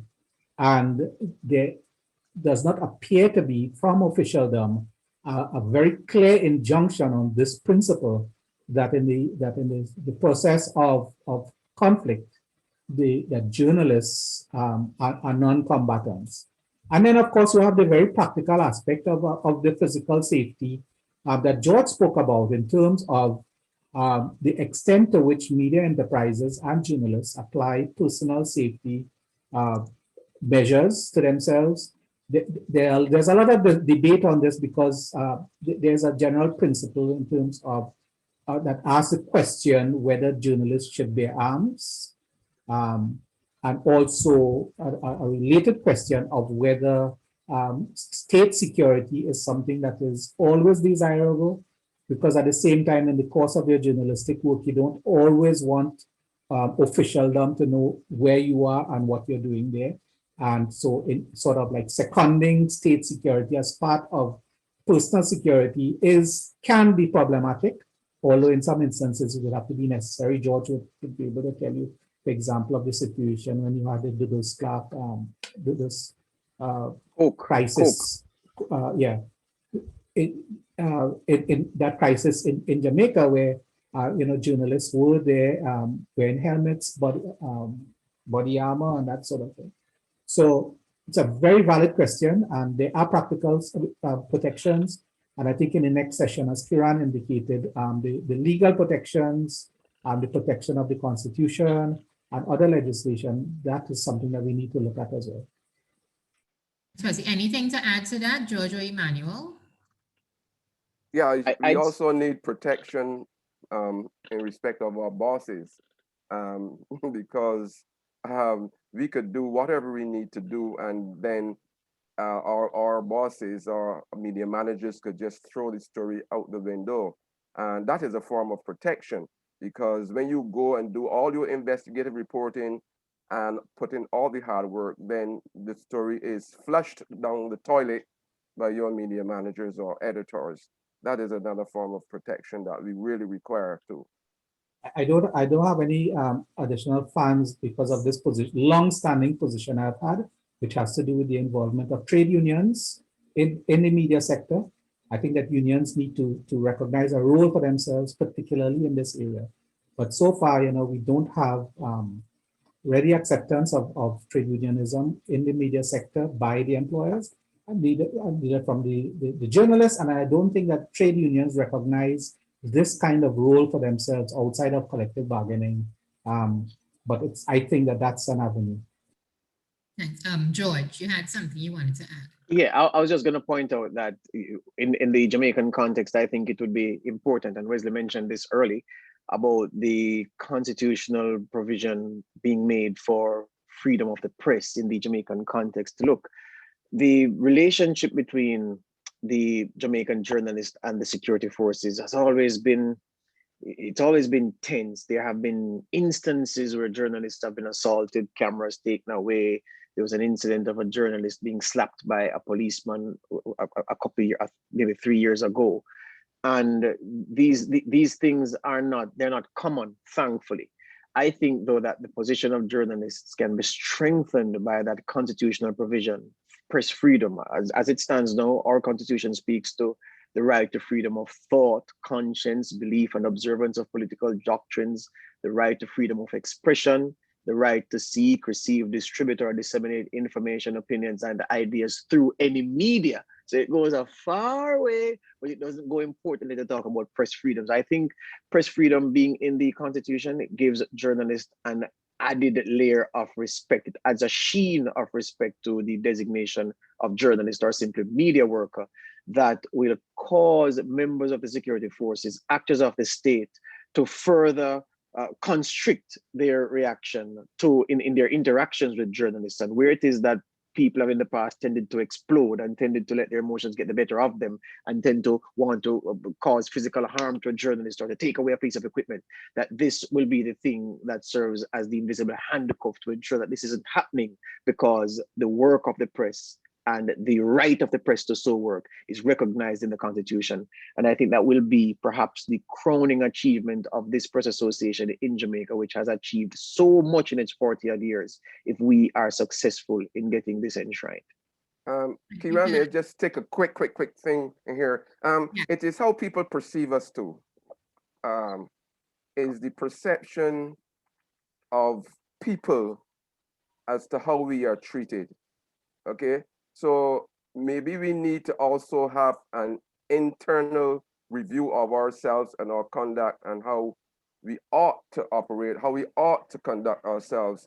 And because if, for example, you look at the legal profession, the medical profession, people perceive them, I mean, albeit the legal profession, I'm not sure that's a very good example, because people see them as corrupt, just taking away people's money and pocketing people's money.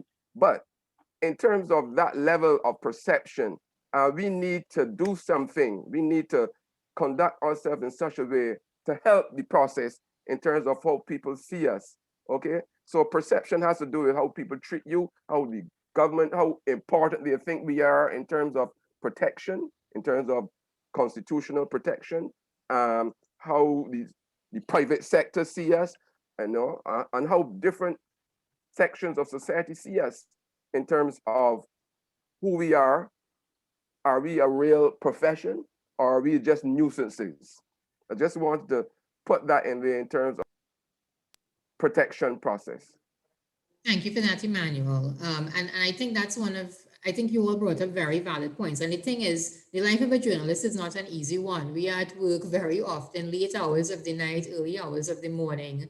And you know, I always say it's like being in the medical profession. It's like being a doctor almost, because you just have to keep doing what you have to do. You have a responsibility to report the truth to people, and you can't put a time cap on that either. So it is not just, you know, risk of your security, is also your personal health and lifestyle in many ways, you know, and I think it's an aspect of our jobs that not many people understand or pay attention to.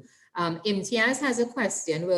We're going to move a little bit quickly now, because I see a lot of people wanting to ask questions. So I will direct Imtiaz's question to Wesley in his capacity as founder of ACM. Imtiaz says, in the view of the panel, are associations representing regional journalists doing enough to protect their integrity, training and development, safety and security, and their professionalism? So I'll ask Wesley to respond, and then I'm going to open the floor to questions. My answer, no. They need to do more, but they also need the support of the media fraternity. So often we hear, oh, the association isn't doing this, that, or the other. And I throw the question back routinely. Are you a member of the organization? Have you raised these issues with your organization? Do you plan on becoming a member? If you're not a member, what role do you plan to play an active role? And I think that's where the solution to that question emerges. You know, getting more involved.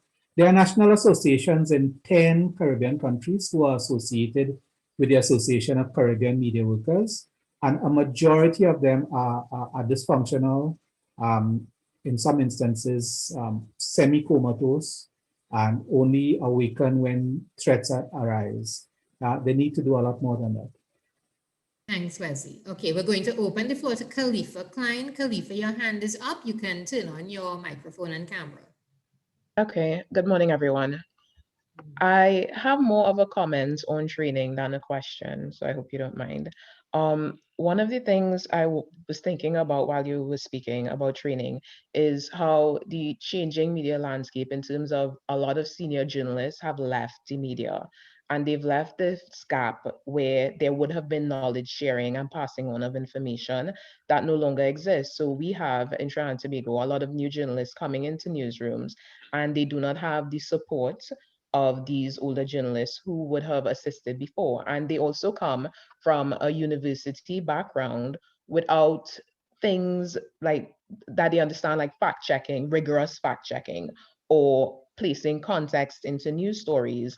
And they are put into newsrooms in new situations without anyone there really to handle that sort of training. And it's sort of a constant process. And then on the other end, we have some older journalists who are still in the newsroom who either don't know how to access these facilities to upskill, or they have no idea, motivation to do it. They feel like it's too difficult, like it's not part of their job. They started journalism seeing photographers, everything separate, and now everything has sort of converged into one rule.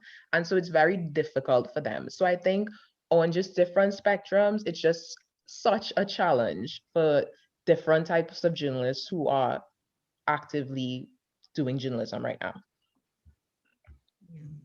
No, I hear you, Khalifa, and I agree with that. I don't know if any of our panelists want to comment before we move to the next one, but I think that one of the things that we need to do at our media houses is I really think that, you know, the heads of the newsrooms and the heads of department who feel that their staff requires training, there needs to be, they need to say that, to articulate that to management, or there needs to be discussion between the journalist associations in countries and the media management associations about training and development. And as I said, you know, I firmly believe in what you're saying, and that is why MIC was formed. I don't know if anybody on the panel wants to add anything before we move to the next question from Dennis. Okay. From an MIC perspective, Kiran, because we have discussed this, that in terms of the newsroom and media leadership, targeted programs to ensure that some of the shortcomings Khalifa spoke about are addressed. Thank you. I just wanted to add, sorry, can I add something? I just wanted to add that when I started in media at The Guardian, Wesley actually gave me initial training, and it was short. It wasn't very long. I think it was about 2 or 3 weeks, but it was the most important training of my journalism career. And it has stuck with me. And I just look and I see that new journalists, they don't have that. And it is such a disservice to them. Thank you, Khalifa. Okay, we're going to move to Dennis. Dennis Chabral is in Guyana. News Talk Radio 103.1 FM is carrying this program live. Good morning, Dennis. Good morning, Kiran. Good morning, colleagues. I just wanted to float an idea on the floor, and that is to suggest that perhaps there can be some mechanism, either at the individual country level or through the level of the regional security system, to provide a certain level of training to journalists who may be operating in difficult conflict situations. I think that is something that should be explored. I know for the larger entities like the BBC and so on, they usually have that opportunity available to certain people who are going to be deployed for journalistic purposes in conflict zones. Thank you for that, Dennis. I think it's worth considering. I suspect the implementation and execution is going to be key to how we do that. We have a question from Jermaine. Jermaine, would you like to ask the question yourself, or would you like me to ask it for you? Hi, good morning. Good morning. German Abel from St. Kitts. There's a concern, well, this is two parts. There's a concern among journalists, well, in St. Kitts and in some territories, about politicians using their influencers and the politicians themselves are also using social media as a tool or ammunition to criticize and attack journalists. How do we as media workers actually protect ourselves against those persons as well as those in authority who are using their influence? Because I can speak for myself, you know, I was literally threatened by the commissioner of police that if I continue along the lines of how I'm writing, especially being critical of the way the police undertake their service, you know, he will have basically to arrest me, you know, because I can't exactly remember the terms he used, but along that line. How do media workers themselves, how do media workers protect themselves against these attacks from those in authority, especially using social media? Thank you, German. I'd like to go to George first. Right. So I would say to German, you need to put yourself in the mind of an ordinary citizen who would come to you and report that, look, I've been saying some things, and the police commissioner has threatened to arrest me for what I'm saying, so forth, and the minions of this official or that official have been attacking me on social media. So if in the Jamaican context, there is a body that abuses from the police can be reported to. And there are internal organizations within the constabulary force in Jamaica which you report misconduct from, or what you perceive to be misconduct or persecution from senior officers, including the boss, the top boss too. So I would utilize those channels. So in Jamaica, it would be the Independent Commission of Investigations, and then there are oversight bodies within the constabulary force who you'd make those reports to. So I'm saying, I would think if I were you in that situation, I'd put my mind put myself in the mind of an ordinary citizen, and to see what it is that I would say to them. Where would I recommend that they go to report this persecution? On the matter of the social media interaction, look, it's a tough one to answer because social media is the Wild West. Yeah, it is unregulated. There is no ombudsman that you would run to say, well, this person is making unsubstantiated claims against me.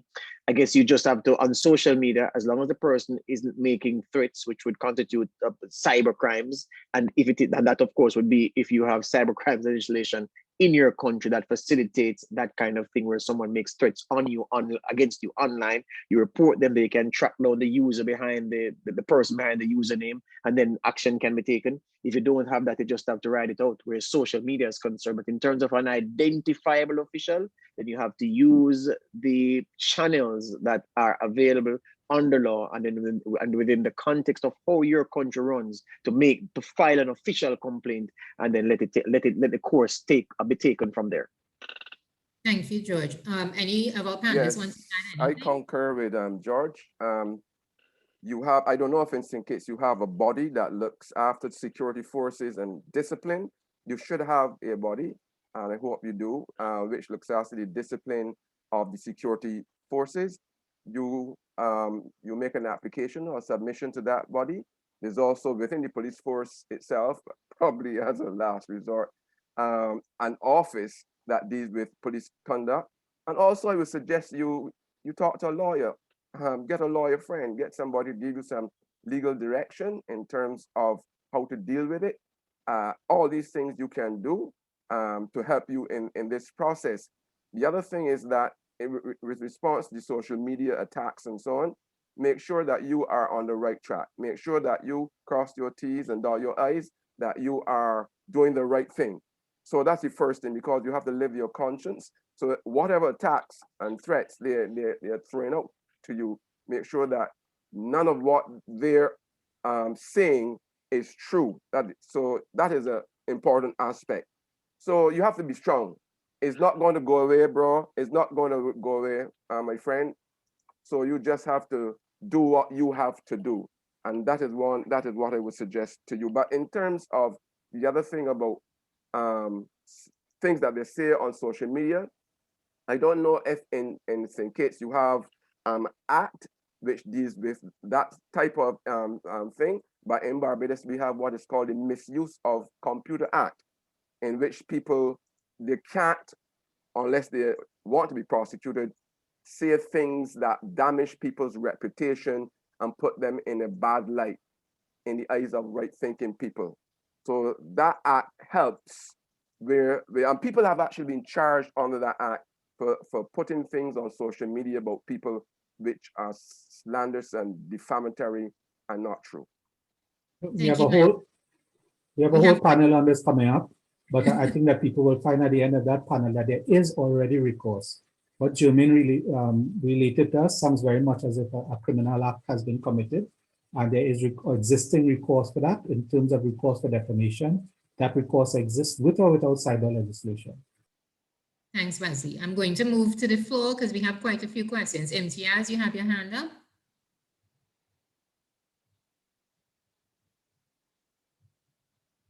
Okay, we're not hearing from Imtiaz. Loftus Duran. Okay, hi, good morning, everyone. Good morning. I'm sorry for tuning in very, very late because I was on a radio program and just tried to hustle up and wind up before I get here. But it's a great pleasure for me to be in that forum with a number of other colleagues around the region. My name is Loftus Duran from the Commonwealth of Dominica. I am basically a freelance journalist in Dominica, sort of very new to that field, but I find it very interesting. I run a radio program in Dominica called Civic Vibes. That is a civic-oriented program, basically trying to instill in Dominica the need for ordinary citizens to take up their rights and responsibilities in Dominica, where the citizenship is concerned. In Dominica, it is very hard to get information out to dispense to the public. In that, for one, we don't have what we call a Freedom of Information Act in Dominica.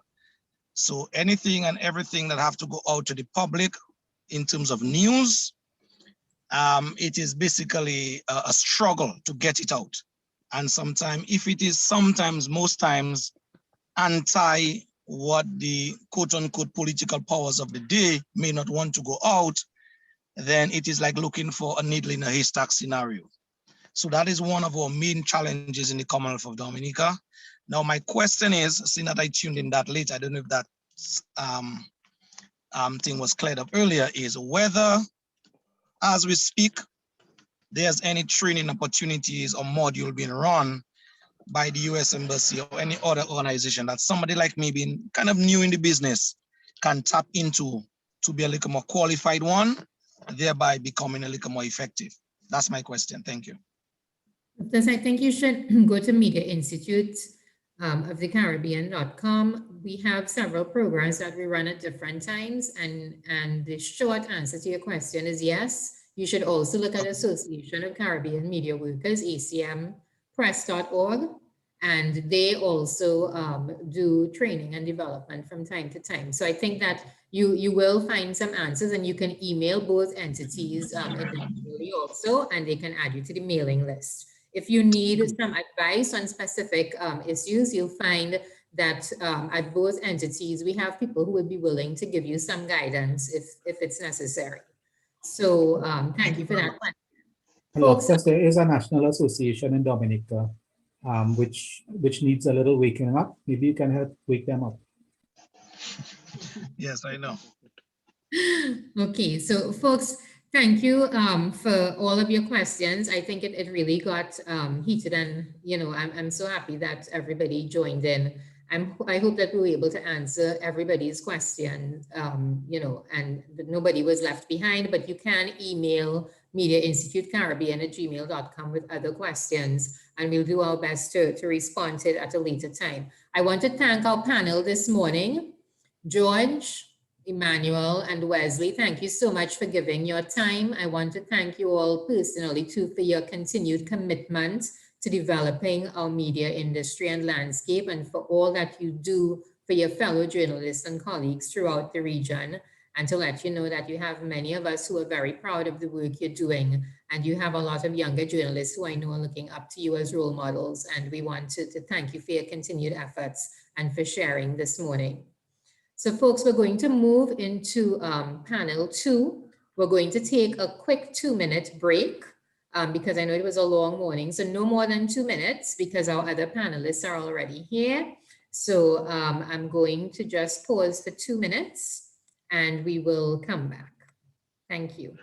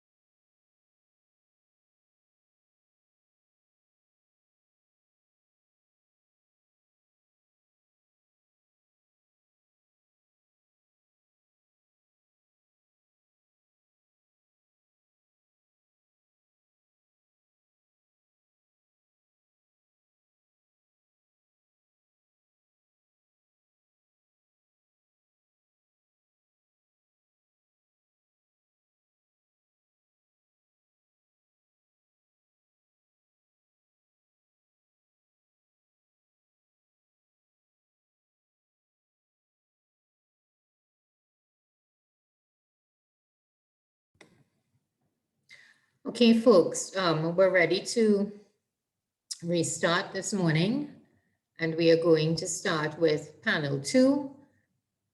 Unfortunately, Mr. Julian Rogers, who's supposed to be moderator, could not be with us this morning. He had an emergency situation. He's well, he's fine, but it was unavoidable. And so I've asked our Vice President, Mr. Wesley Gibbings, to moderate our second session. A reminder of our hashtags: MIC Investigates, Press Freedom, Right to Know, and Access to Info. We're going to start this session with Justice Kiran Waterman Latchoo.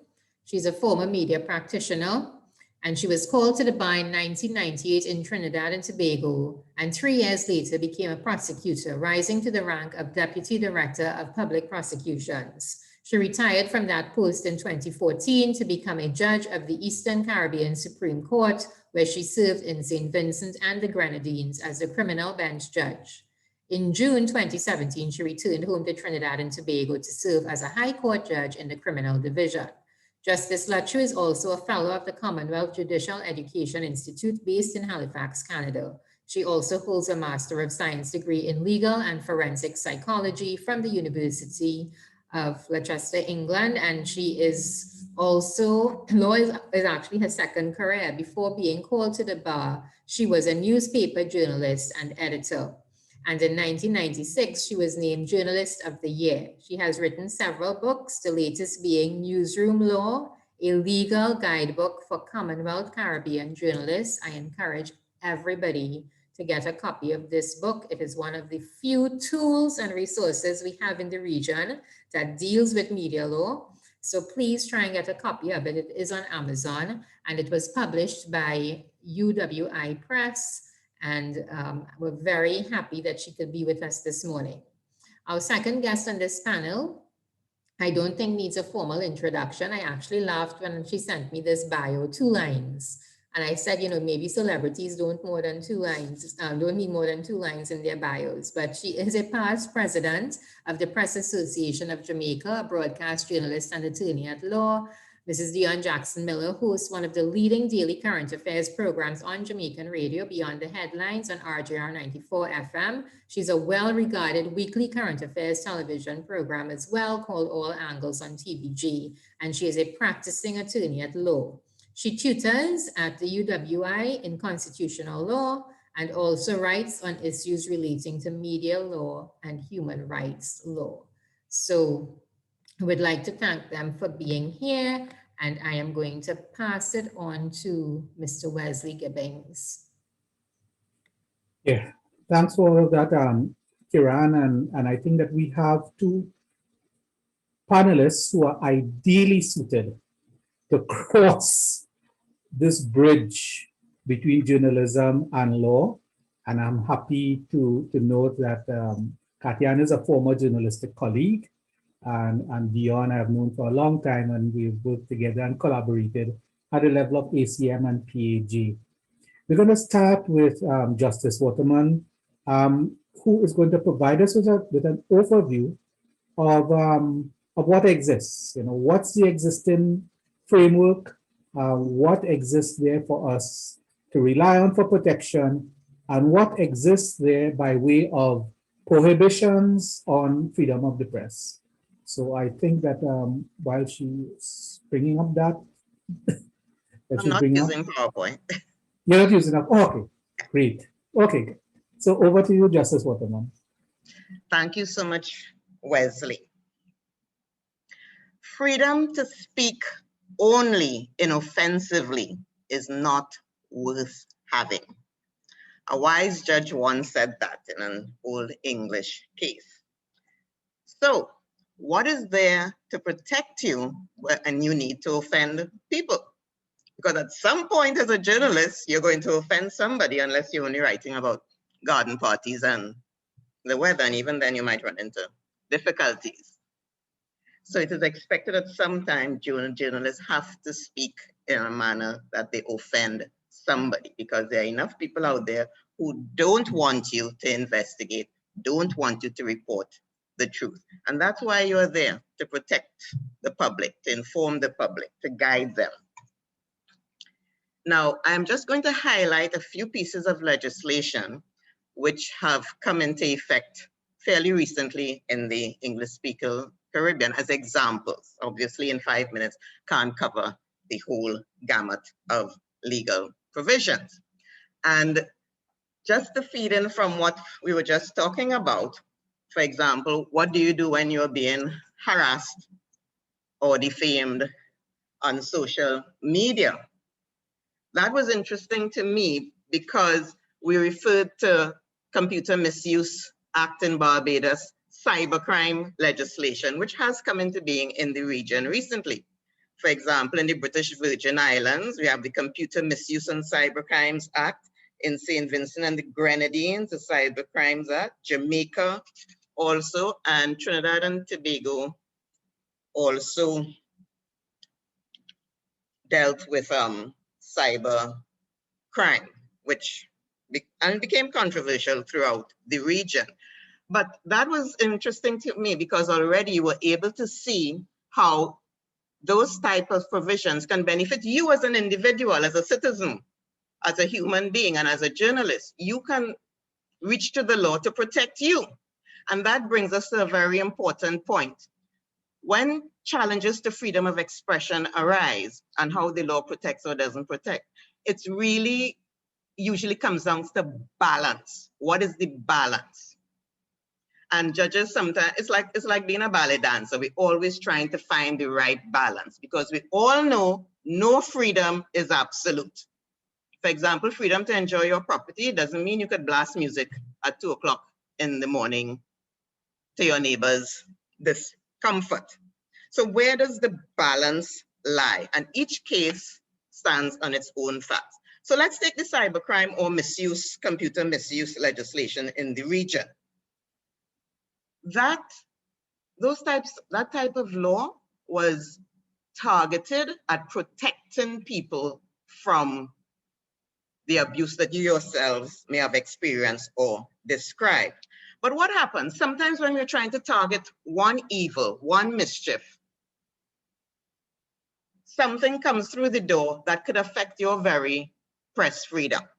So for example, cybercrime legislation made it an offense to harass or intimidate someone using electronic media. So we have an offense of malicious communication.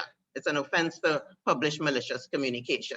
What's wrong with that? Sounds good, right? We all want to be protected from that kind of evil.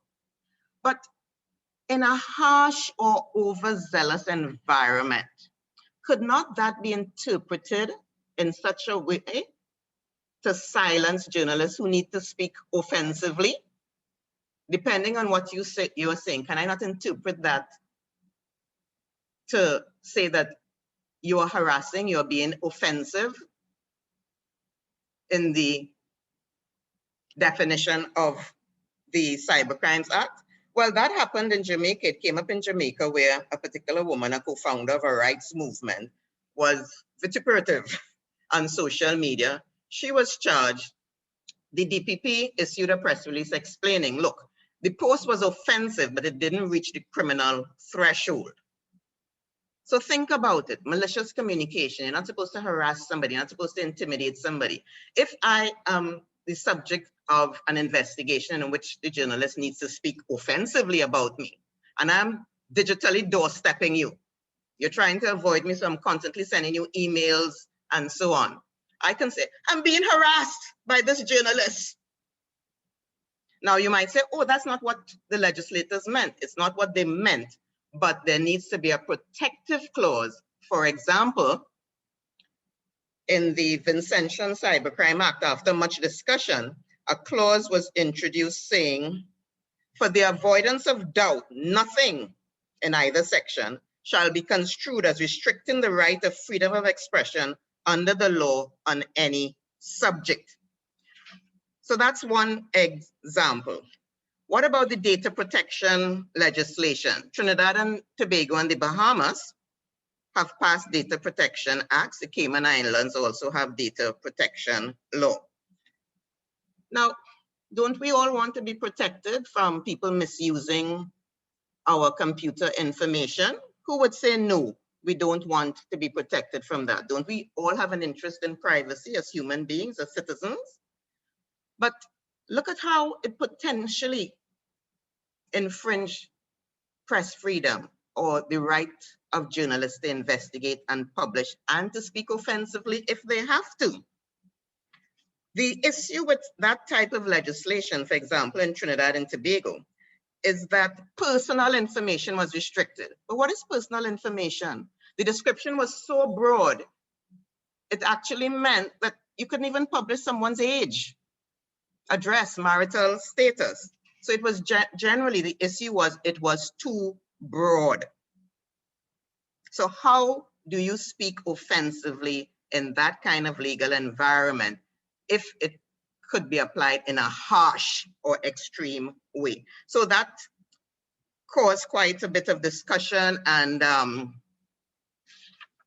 necessary ventilation. And after a flood of criticism, the Trinidad and Tobago legislation only partially came into effect with promises to review it. So I found that those two pieces of legislation which have come into being recently are good examples of how we have to balance rights and freedoms. Now, I am going to give you an example of a particular case which doesn't have to do with cybercrime or data protection. It has to do actually with two things, what I call anti-crime secrecy. There are a number of pieces of legislation which have to do with prevention of crime. For example, the proceeds of crime legislation in the region. Countries, Trinidad and Tobago and the Bahamas, for example, have witness protection programs. And there's legislation that says you can't talk. People are not supposed to talk about what goes on in the protection program. So if someone came to the news media and said, I was in protective custody and I want to talk about it, you could get into trouble for ventilating that. So you can see the proper objective in that type of legislation. Now, anti-crime secrecy, the Proceeds of Crime Act for legislation, that is meant to prevent or to enable the detection of money laundering, financial crimes. Now, there is a criminal offense called tipping off. Tipping off, meaning alerting someone who may be under investigation of the investigation. Now you might think, well, what's wrong with that? We don't want the criminals to get away. You can't be waving a flag telling them the police are coming or the financial investigation unit is coming. But what if, how do you apply that to journalists? What if someone is being investigated, a public figure, and the journalist gets wind of it, that a suspicious activity report is being investigated by the financial investigating unit, and they think they need to speak about that? What happens then? Here's an example. Now, this recently happened in Trinidad and Tobago. A particular journalist reported that a senior police officer was being investigated for certain sums of money that it is alleged he had in different bank accounts. So the financial investigators became interested. Where did this information come from? What was published resembled very closely material that was contained in what was supposed to be confidential files. So how did the media get that? Was it the offense of tipping off committed there? So the new journalists and the news house, the media house, were not directly targeted as committing any offense, but the police wanted to investigate. Where did this information come from? What did they do? They went to a justice of the peace and they got a search warrant. Now, when I was practicing journalism in the 80s and 90s, when dinosaurs roamed the earth, I don't recall police being confronted by police executing search warrants in newsrooms. If anybody can remember incidents like that, please educate me. But within the last 3 to 4 years, we have seen instances of police executing search warrants on journalists' computers, flash drives, documents, and so on. And it has attracted necessary attention. These are the things that we have to ventilate and discuss. Now, did the police technically, were they wrong in their interest in trying to find out who may have committed the offense of tipping off? No, they had to investigate crime. But the exercise of the search warrant was the issue, because the media, search warrants and media houses and journalists are in a special category. I didn't make that up. The courts have said that. Whether to execute a search warrant or to grant a search warrant to the police to go into media houses or a journalist's home or desk or whatever, that should be in a special category because of the importance of press freedom. So the search warrant was executed, things were taken, and the media house, One Caribbean Media, went to court. That's another option you have. The courts are for everybody. You and your media house sometimes have to be willing to challenge certain decisions and get the independent judiciary to pronounce on it. That's what we're there for. So they sought a declaration that the search warrant issued by a justice of the peace was unconstitutional, unlawful, invalid. And the court agreed with the media house that that search warrant was unconstitutional and invalid because it was too much of a sledgehammer approach. As I said, the court said, look, the media, the press are in a special category when it comes to the execution of search warrants. The warrant was, for example, was considered overbroad, and it was not properly, it was not the proper way to go about it. One has to consider the disruption to a media house when the police walk in there, the chilling effect. It may not be their intention to intimidate. They just wanted to find out who was committing this, potentially committing this offense of tipping off. But what is the effect, the intimidation, the chilling effect, the disruption of the media house, the message? How are you offending that constitutionally guaranteed freedom of expression and freedom of the press? We decided that I would just speak for about 5 minutes to kick things off, and the questions will follow. I know that Dionne is going to give you specific examples of how the constitutionally guaranteed freedom of expression and freedom of the press has been interpreted in cases in the Caribbean. But I remind you, think about it. Freedom to speak only inoffensively is not worth having. So I look forward to the questions. Back to you, Wesley. Thank you very much for that. Good way to start and good way to end your presentation. I know we'll come back to it, but we're going to go straight to Dionne now so that we won't be too pressed for time towards the end. So Dionne, you go right ahead. What is the current situation? You are a practitioner. You're also an advocate.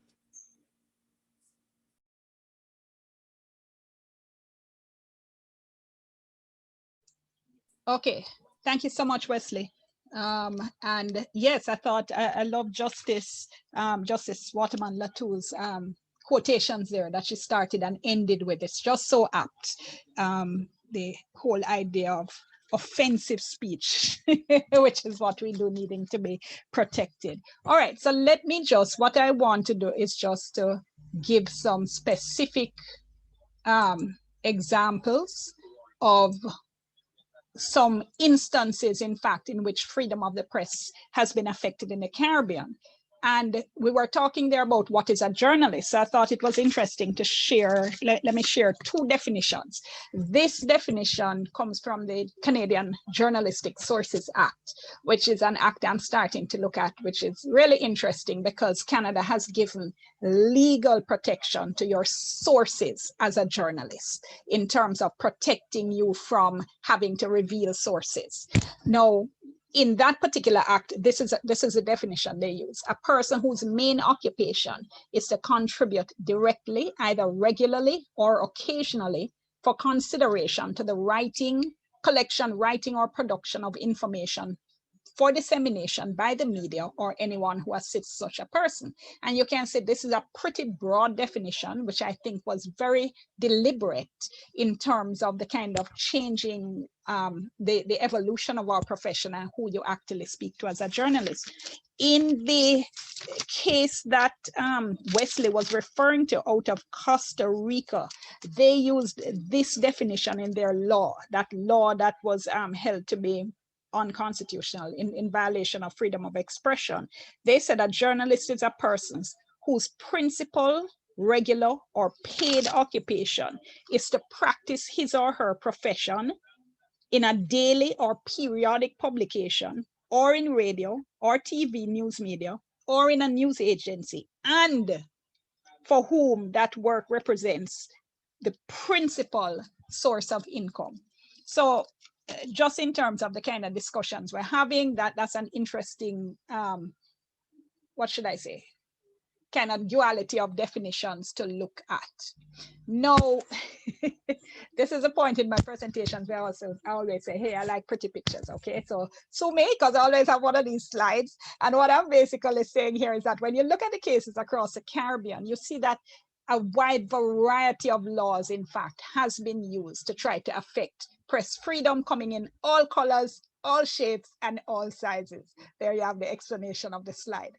So I'm just going to give you a couple examples, just about 6 examples. In Trinidad in 1985, what I'd call the broadcasting laws, the broadcasting regime was a vehicle that was used. In Antigua and Barbuda in 1990, the Public Order Act was used. In Anguilla in 2001, again, we had the broadcasting regime being used. In Grenada in 2004, it was a criminal defamation laws. Guyana 2009, broadcasting, again, you see a trend there. And in Trinidad and Tobago, now the dates you see here refer not to the year in which the particular thing happened, it refers to the date in which the ruling actually came out. And this is the case that Justice was referring to just a little while ago, where the law in relation to tipping off was used. All right, so again, just a very brief summation of what happened in the cases. In the Trinidad case, this was 1985. Now, the television station was owned by the government. An opposition politician wanted a pre-recorded speech to be carried, and the station refused. And in this particular case, the court said that the refusal to do so was a breach of the right to freedom of expression and the freedom to express political views. Now, this was an interesting case because the court held here that there was also a right to freedom of the press, despite the fact that it was the politician who had asked and had been refused to have this information carried. And the way the court reasoned it was that there's no point in having press broadcasting if nobody is listening, and that therefore the right to freedom of the press included not just the right to publish, but the right of listeners to receive information. It was very interesting. All right, now in Antigua and Barbuda, Tim Hector, very well-known Caribbean journalist here, in 1985, a statement was published in the newspaper, and the editor was charged with a breach of the Public Order Act. And the particular branch or limb of the act that was used to charge him was to say that he had made a false statement that was likely to undermine public confidence in the conduct of public affairs. This went to the Privy Council that said the provision was unconstitutional and of no effect. And the Privy Council said that any law criminalizing these kinds of statements had to be viewed with quote unquote utmost suspicion. And the way the Privy Council reasoned this was to say that, look, when you criticize a government or you think that a government is messing up or screwing up, those statements are likely to undermine public confidence in the conduct of public affairs. So they said the fact that you're criminalizing these kinds of statements is very concerning. Their rationale was that if you want to take action in relation to saying the statement is false, the particular action that was taken in terms of criminalizing the conduct was viewed as disproportionate and in breach of freedom of expression. Then now we had the Benjamin case in 2001 in Anguilla. So here you had a situation where Radio Anguilla was owned by the government, and there was a call-in program, only one of its kind in Anguilla at the time, and it was run by a lawyer. And the government had recently introduced a lottery, which proved to be very controversial. So there were a lot of people calling in, a lot of discussions about it. And the talk show host himself disagreed with the introduction of the lottery, called it unlawful. The program was pulled, and he challenged that, and the Privy Council said, in fact, that his rights to freedom of expression as well as freedom of speech had been violated. The Privy Council in this case said, look, the government had promised to provide this platform during the election. It was an election promise, and they were quite fine with it until people started criticizing the government, at which point the program was pulled off air. And the Privy Council said this was not something that could be justified. Now, all of this made the Worm case now disappointing. I found the decision in the Worm case very disappointing. In this case, a letter had been published in the Grenada Today newspaper alleging that the PM had bribed voters, and the editor and the publisher here were charged with criminal libel. The Privy Council held in this case that the prosecution of them wasn't unconstitutional. And as I said, very disappointingly for me, that criminal libel was not incompatible with the constitutional right to freedom of expression. And one of the things the Privy Council said here is that, look, we have criminal libel in many countries. We have it in England, we have it in Canada, we have it in Australia. So there's nothing wrong with having it in Grenada. But the very kind of argument that there had been in the Radio Anguilla case, which is the the breach of public order case, which is that certain kinds of statements, you have to be concerned about the use of the act to try to suppress certain kind of statements. Apparently, the Privy Council just never went in that direction at all. And when you listen to advocates who are pressing for the abolition of criminal defamation all around the world, this is in fact the main plank that they use in their arguments. So for instance, to pick up on what Justice Waterman Latchoo was saying, it's tempting to listen to one side of the argument in relation to some of these laws. So for instance, there's now a big hullabaloo about people making statements on social media and wanting them to be criminalized. This in Jamaica, where we just a few years ago abolished criminal defamation. And it's very attractive sometimes when you listen to those statements to say, yes, we should. These people should be locked up. Let's lock them up.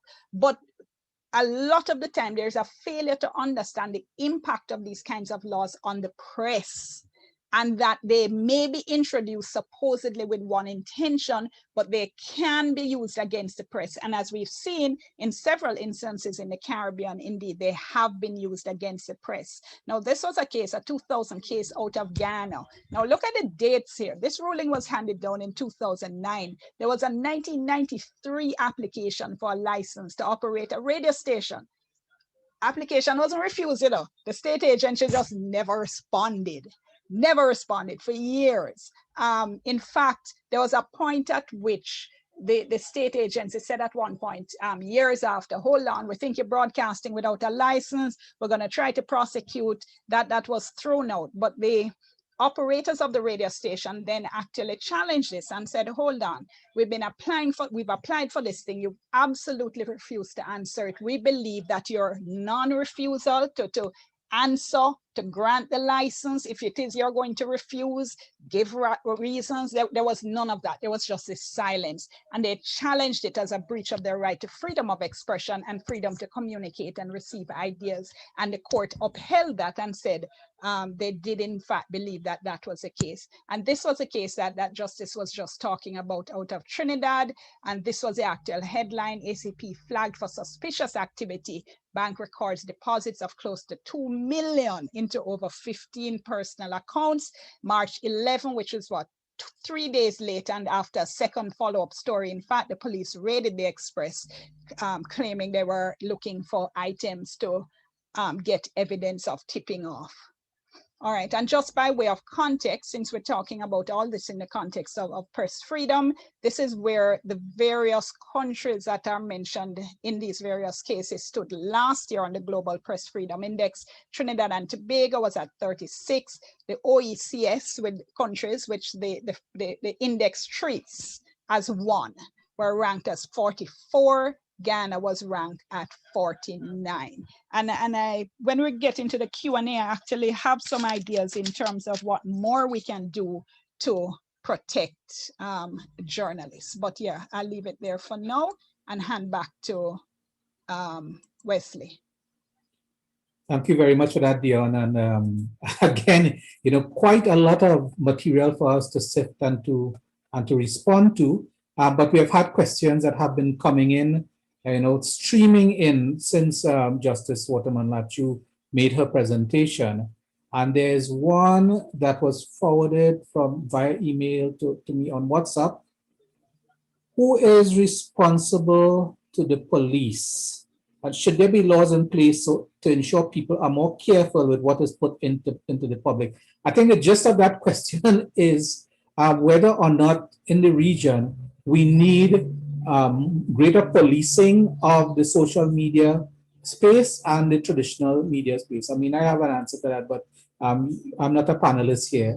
Justice Waterman Latchoo, is there a need for more laws to police what's happening, particularly in the social media space?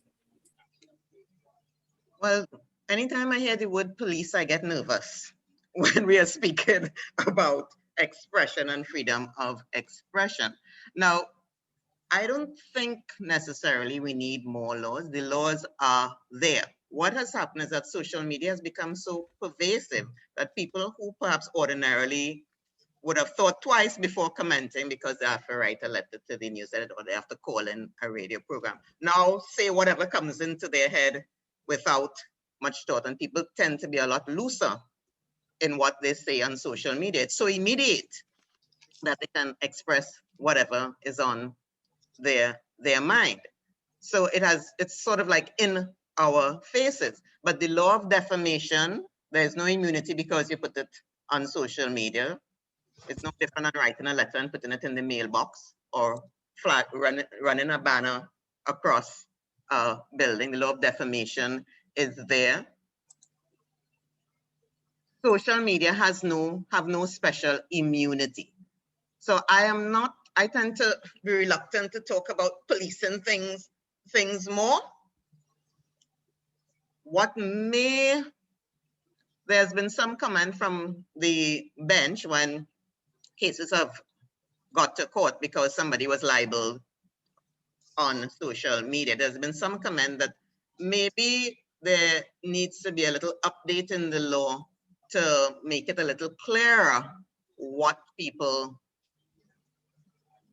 can and can't do on social media. But I don't really think that the law itself, that we require more policing. Sometimes, as Dionne said, it sounds good sometimes, particularly when you are the recipient of vituperative statements, but think about the long-term effect.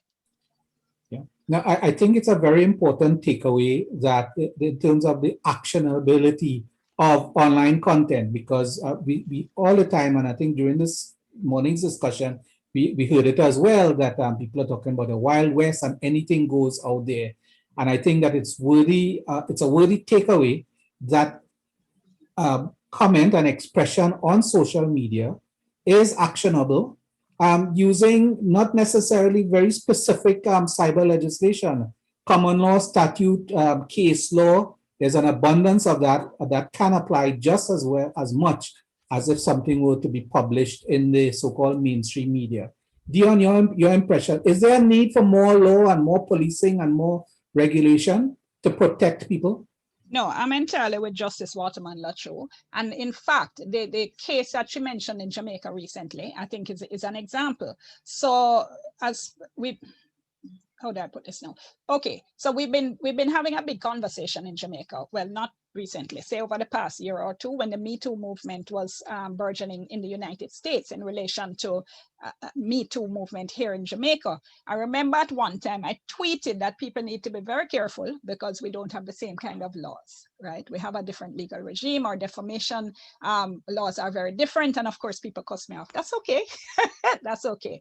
So this particular young woman now made a post about a pastor, right? And allegations about him. Let me just leave it in that context. No, that was the case in which under the Cyber Crimes Act, the police charged her, and it was big excitement. Police turn up on campus and arrest her and carry her, go down a station and all kind of stuff, right? And as Justice Waterman Latchoo said, it was thrown out because the DPP did issue a statement. I think PAG, I think, also had issued one to say this is trying to criminalize defamation by the back door, right? We had abolished criminal defamation. They were trying to slide under the Cyber Crimes Act to criminalize defamation. So the criminal case was thrown out. However, the pastor in question then brought a civil suit for defamation.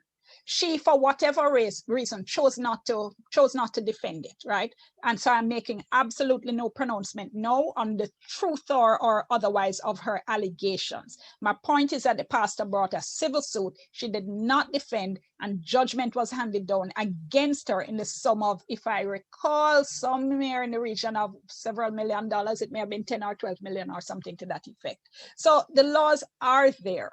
And as you know, some of us in journalism already think that the defamation laws are even also, too stringent. But the point is that we do have a legal regime that protects against malicious speech, and the fact that you're making that kind of statement on Twitter, on Facebook, does not immunize you from a defamation suit. And there are comments that are coming through the chat area of this call and via WhatsApp. talking about the fact that, and Dionne, you were part of the campaign that we waged some years ago, well, not very long ago, against criminal defamation. And there were some countries that responded positively. Well, Jamaica, that was already on the books in terms of removing criminal defamation. Antigua and Barbuda was one country that went ahead. Trinidad and Tobago sort of took a half step there. I remember expressing some displeasure over it and being told by fellow advocates, well, shh, we get something there, don't make too much of a fuss. But the thing needs to be replaced because there is a principle about the criminalizing of expression.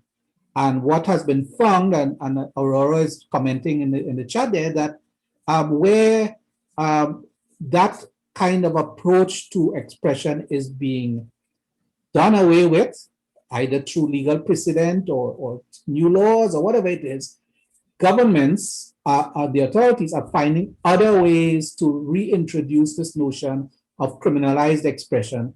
In the case of Antigua, this comment from Aurora is that a new law is there to deal with what they're describing as malicious journalism. So there's a very focused sort of attention. Justice Waterman, Latchoo, how do you weigh in on this? I mean, there's a whole, as you said, and you recounted some of the new legislation that's coming to deal with the I would love space. to read that bill. Yeah. Now, the thing about this is why I say that you have to be prepared to take your case to the courts. This is where an independent judiciary comes in. Generally, Parliament can pass any law that it wishes, but the courts interpret and apply that law. The Constitution is supreme. The Constitution guarantees freedom of expression. So you can use the law to challenge, even though a law has been passed. That is, I'm not commenting specifically on this bill because I haven't read it, but even if a law is passed that is draconian, that is harsh, you can still go to the courts to have that law interpreted. You can challenge the application of that law. But it's a good example, Wesley, of how, I mean, laws are being passed every day, amendments are being passed every day. And this is why we need this type of monitoring and watchdog institutes to really keep us aware and on our toes. Because as we have seen, something on the face of it can look helpful, very good, but it can have another effect. But this particular bill that is being referred to, as you said, it seems directly targeted. Yes, Yeah. I'd love to see it as well. And here, I have an idea here that I'd like to share. So this is going to sound really, really ambitious, okay? But I'm just speaking it into being and I'm throwing it out there because I was also talking with a colleague of mine at UA who was making a couple of suggestions. And I agree with Justice again that we need to use the courts more. But here is what I would love to see. And since I have Wesley, who is, Association of Caribbean Media Workers, and Kiran from MIC, which are two regional institutions, I think I'm in the right place to float this suggestion. I think what would be awesome is a kind of regional collaboration project, a regional collaboration unit to help to fight these kinds of cases taking place across the region. So for instance, in terms of research, collaborate, because one of the problems with public interest litigation is, just the time it takes to get research together, to get lawyers together who can do the work. So even if, for instance, I am not called to practice in Trinidad and Tobago, there's no reason I can't contribute to the project in terms of the research, for instance, and also in terms of collaborative funding for specific cases that involve freedom of the press. So for example, to use a Trinidad Express case, that is something that you can see that would be alarming because as we say in the Caribbean, today for me, tomorrow for you, as we say in Jamaica, today for me, tomorrow for you. Or is it the other way around? Today for you, tomorrow for me? I think that's it. The point is that a threat to one is a threat to all. If we're serious about freedom of the press in the Caribbean, I think we need to find ways to work together, not just send out statements of support, but to find tangible ways of support in terms of, as I said, working on research and helping to collaborate on funding. And I would see, again, calling it into being, what I'd love to see is that that kind of collaborated project would have a defense arm as well as an offense arm. So for instance, defense, again, in the case of using the Trinidad Express case where the police have infringed, the police have made a move, the police have done something, and you want the court to make a declaration, or you want your reporter to be protected, that I would see as a part of the defense arm of it. Offensive arm now would be, and I give two examples, for instance, this particular law that Aurora is speaking of in Antigua, or proposed law in terms of malicious journalism. That's one, for instance, you could jump in right at the start, even before it gets to Parliament. Start by way of doing the research. Why it is you believe that this would be unconstitutional, why this would violate not just against the Constitution of Antigua and Barbuda, but against the various international conventions that Antigua has no doubt signed on to. Another example of an offensive project that could be undertaken: access to information legislation is not consistent across the region. Again, the Association of Caribbean Media Workers has issued, I think, at least one, if not more, statements calling on all countries in the region to enact this kind of legislation. But suppose they don't. So for a country that doesn't have access to information legislation, do you just sit down and do nothing? How about this as an example? In the ATI community globally, scholars have, it's generally accepted now that access to information, what is being called the right to know, is accepted now as a fundamental human right and as aspect of freedom of expression. So how about, for instance, asking a court in one of the territories that does not have access to information legislation for a declaration that the constitution of that country, by including a right to freedom of expression, that it incorporates the right to know, and therefore it incorporates access to information. So that's the kind of thing I would love to see. I would love to be a part of if we're doing anything like that, and who knows, I might actually try to initiate it or get the chance. But yeah, that's what I can think we can do, because I hear everybody saying, what more can we do? And I think one of the things we need to do more of is the advocacy and the legislation. So I'll interject because I heard MIC mentioned. Dionne, you were probably looking at my notes, but when Jermaine from St. Kitts made his point, I put a note here. Can ACM and MIC have a desk for complaints from journalists and possible solutions? How can we help them collectively in the region?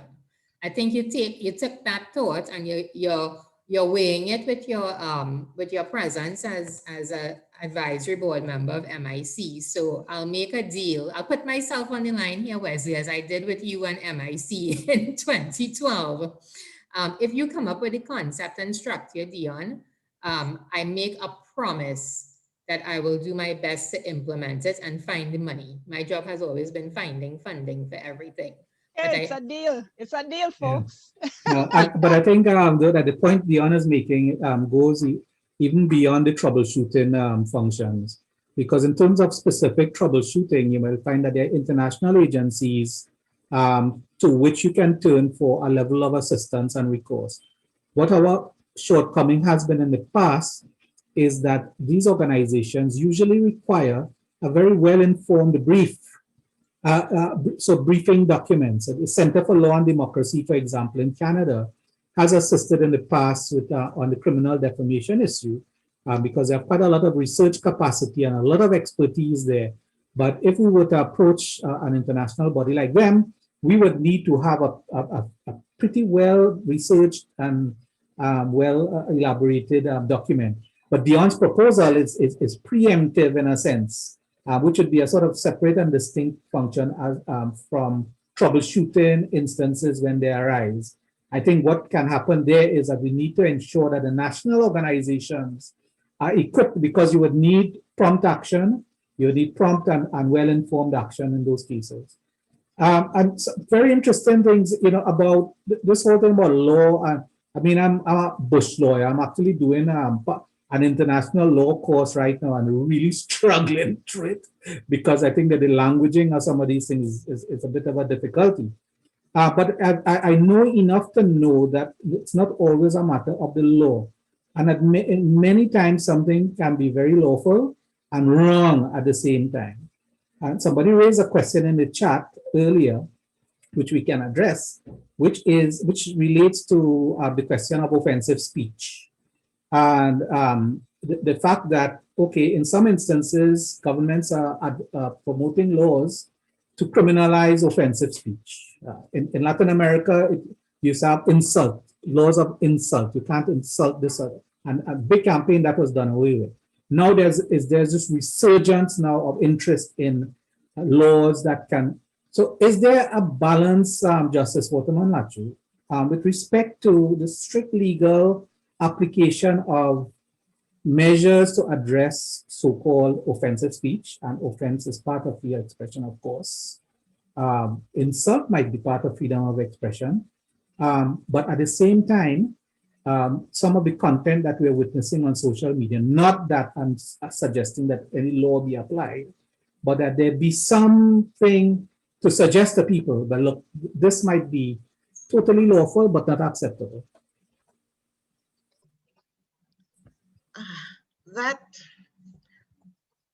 That may be part of our social and cultural development. It's not everything you can or wish to legislate. And this is all part of freedom of expression. What do you use your privileged position to do? To help, to educate, to ventilate. So it's all right, let me take back. I remember when weekly newspapers emerged in Trinidad and Tobago. There was a similar, I'm taking you to dinosaur days, but there was a similar outcry. Why are they allowed to publish this? And it's gossip and move along, and it's not real journalism, and it's only about exposing people's business. And there was all kind of outcry and the same question. What can we do? What can we do? What do you want to do? You can't selectively shut up people. You can't open people's mouths only when you like what they're saying. When I was a journalist and people would say to me, oh, that was a good article, I totally agree with you. Most of the time I would say nothing. I'm thinking like, oh, it was good because you agree with something that you think I said. Most of the time I wasn't saying anything, I was quoting somebody. So if they didn't agree, it would have been a bad article, right? So we can't shut up people only according to how we respond to what they are saying. So this is just a digital version to me of what happened back in the 70s and 80s when a different type of newspapering was coming along. That's maybe freedom has its price. Freedom and everything has its price. It's not always going to be something that we like, and that's how we demonstrate maturity. Absolutely. As a community or as a people. And during my presentation earlier, I did make the point that culturally, even though we are these people, we talk a lot and we think and we cuss and carry on, but there's this instinct in us to shut people up. Yes. I remember a very interesting exercise we did in St. Lucia some years ago. I sat for about 2 hours with some journalists in St. Lucia, and we sat with their criminal code, all of us amateurs in the game. But we said, okay, let's go through the criminal code and see to what extent a lot of it is compliant or not compliant with what we're talking about in terms of freedom of expression and so on. And it's amazing. I think if people have the time, they can do that. Now, that point is linked to some extent to a point being raised by Amy. Amy, I think you'll be able to express this or ask this question much more quickly than I can read your comment. So Amy, you go ahead. Amy can. So I was looking at it from a broader perspective in the sense that there are groups that operate like the press in the sense that they display their information in such a quasi-official way that when people read it on social media or even in printed form, it often feels very true. And then you have groups like, well, we know the QAnon, which I think is a pandemic on its own, they always incite violence, they promote hate speech, and they spread fake news. And we have seen this as recent as last week with Andrea Barrett's murder, with all the stories that came out surrounding her death. And that's just a good example because we've all been exposed to that, but I'm sure it happens way more often. But these groups operate like the press, but they are free from all the limitations and all the legal requirements that the traditional journalists have to follow. So I don't know how the court would deal with that in particular, just because, yes, you can file a defamation suit, but the damage is already done. Like, it has already permeated into the minds of the society. Justice Waterman, Latchoo. Yes, well, again, the law doesn't change for social media and journalists. There is no immunity for these groups. What happens is that people hold bona fide journalists or newspapers or media houses to a higher standard. We expect more from you because you say, here I am your eyes and ears, I am your watchdog, I am here to inform and protect you, I have been trained, I do this job and at great personal sacrifice. So of course I'm going to hold you to a higher standard as a member of the public. The groups out there who are not pretending to be journalists, they're just groups that have formed for maybe for a particular issue, or individuals who, as I say, sometimes people are very loose with their language in social media. They just vent because it's so immediate, it's so quick, the access is so different. But it's not that the law is greater or less for these two different groups, for the traditional journalists or the bona fide journalists and the person using social media, that people don't always take on the social media commentators because look, everybody entitled to their opinion, or that is foolishness and I'm not taking on that. But there are, where there is a law, for example, if it's inciting violence, if there is ethnic or other types of hate speech being ventilated, the law would apply just as well for the person doing it on social media as the person who's standing up in Woodford Square or Heritage Square making the same comments. But as I said, what happens is that social media is it can also evaporate. It can also evaporate. People don't necessarily keep social media posts the way they might keep a newspaper or a video clip or something from a TV station. So it evaporates. As you say, the damage may well have been done, but it evaporates. So it would require a different type of skill and effort now to trace it and so on. But the law doesn't change. The law doesn't change. You are held to a higher standard and so be it.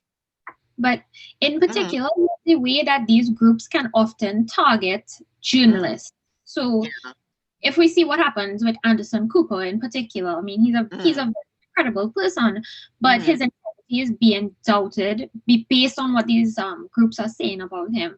And these groups are often faceless entities. So I'm not a journalist, but as a journalist, figuratively speaking, who would I be bringing an action against if there's no face? I don't know who to. Right.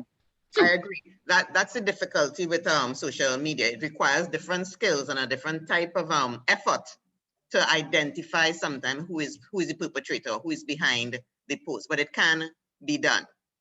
And if you have to go make a report to the police have a cybercrime unit. It's a question of the degree of interest and will people have in tracking it down. Or if you're taking private legal action, it can be done. It might be, as I say, a bit prohibitive because you have to dig deeper. It's different from picking up the newspaper and say, oh, this was written by Wesley Gibbings, or going for him. Yes, different skills are required in finding out who is behind it. The anonymous nature of a lot of these posts is a difficulty. The courts have referred to that difficulty when cases involving social media have been adjudicated upon, but it's not impossible. I would say, Yeah, I'd say two things. One is that, yeah, it's not impossible. So for instance, we had a situation in Jamaica where there was a Facebook post made against a prominent head, or I don't remember if he had retired yet, of one of our major financial institutions. And clearly this is somebody with the wherewithal. So he was able to in fact investigate, and the post was tracked right back to the employee of the institution who had made it. Completely get the point that most people don't have the wherewithal or the resources to pursue that. And I'm not even going to pretend, Amy, that you're asking an easy question, because you're not. I think it's one that we're all grappling with as we realize more and more what is happening in social media. The Cambridge Analytica scandal, for instance, which seems to have affected us here in the Caribbean, the way in which social media giants are now being called on to regulate content on their platforms. Again, there's a double side to that, because I mean, many of us cheered when Trump was blocked from Twitter because his comments were seen as inciting. But at the same time, think about how the Arab Spring and other kind of revolutions grew through social media, and how easily it could have been said that those social media giants had a responsibility to block perhaps some of those tweets because they were inciting public disorder. So it's a very, very difficult situation. I would say as well, though, that some jurisdictions have in place criminal laws against hate speech and speech that incites violence. And those have been found not to be inconsistent with freedom of expression, because those kinds of statements have the potential to actually create real physical harm. I would say I'm not in favor of jumping to enact new legislation absent very real threats in our jurisdictions. We have not yet seen those, any barrage of hate speech or whatever of that kind in our jurisdiction. I'm not in favor of jumping to restrict freedom of expression, because as seen in the case I just mentioned, the young lady who made the post about the pastor, the authorities are quick to use laws, even when they're not supposed to be used for that purpose, to enact, to restrict freedom of expression. So I'm never pushing for legislation that restricts freedom of expression, ever. I think we have to deal with stuff on a case-by-case basis and understand that we're all learning, we're all working through issues as they evolve. I just love to comment on something in the chat. JJ, unless, I don't know, JJ, if you want to make this comment out loud. Hi, everyone. Thank you all for creating this space. I'm not a journalist. I'm somewhat of an interloper. I saw Dionne tweet this, so I just decided to jump in because I thought the discussion was interesting. So can you identify yourself outside of being JJ? Sorry. My name is Jordan Jarrett. I'm an attorney at law. I'm Jamaican. I live in St. Lucia, and that's where I work.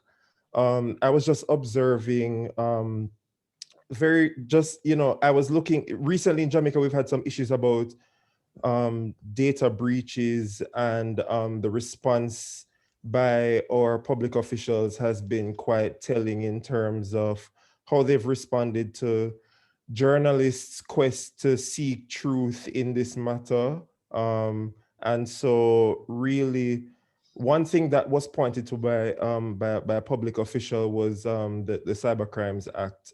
I've just been looking at it recently. It's not my area of practice at all, but I see Section 3 of the Cybercrimes Act, which essentially criminalizes someone who it imposes a criminal penalty if a person obtains information or data stored on a computer, which they don't have the authorization to obtain. And I just think, in the context of all the positive developments that we've made in terms of our legislation and also jurisprudentially, I see the possibility that certain laws are weaponized against persons who access information for the purpose of exercising that freedom of the press, their journalistic freedom, in circumstances, for example, where someone receives information, they don't necessarily publish the information, but they use it as the basis of an article. The mere fact that they obtained the information in the first place, once that fact is proved, and also the fact that they were not authorized to receive the information, that is sufficient, it seems to me, under Section 3 of the Cybercrimes Act, to criminalize that person. And so even though it does not appear on the face of it that the law intends to criminalize journalists in that circumstance, I think as Dionne was saying, it is the prospect of weaponizing legislation against persons who are enjoined by the Constitution to express or to speak on matters, whether as a citizen or as a member of the press, that can kind of somewhat be dangerous. Again, I'm very much an interloper in this, so this is not my area of practice at all, but it's just a kind of preliminary observation. You're not an interloper by any means. I really appreciate the comment, and the reason I wanted JJ to make it is to admit an area of weakness for us, certainly for us in Jamaica, and I suspect in other countries across the region, because the fact is we simply don't keep on top of proposed legislation to the extent that we should, right? And of course, a huge reason for this is just time. You know, which organization made up of volunteers has the resources to comb through every single bill that comes to Parliament to assess it, to see if freedom of expression and freedom of the press are going to be infringed. And I give you two examples. For instance, we have a prohibition in law here in Jamaica under, I forget which one of the laws, that prevents makes it an offense to take photographs in the vicinity of the court. Now, the government was recently updating a lot of its outdated legislation, you know, that had fines of like $10 and $100 and so on, significantly increasing all the fines. So that was not something we paid a lot of attention to because it was an omnibus bill. Only to wake up one morning, I realized that it was no law that taking photographs in the vicinity of the court, you could now be liable to a fine of up to $1 million. And we all went, what? But if we had caught it in bill form and made the advocacy at that point, I believe we would have had a very strong chance of having the Justice Minister exclude that particular provision, or at least mitigate it or something. But when things get into law, it is really, really hard at that point to have it changed. So even JJ, the Cyber Crimes Act, for instance, there was actually the police, as I mentioned earlier, the police and the DPP's office had actually made a submission to the Joint Select Committee here examining the bill that cyber defamation spelled out in that way should be included.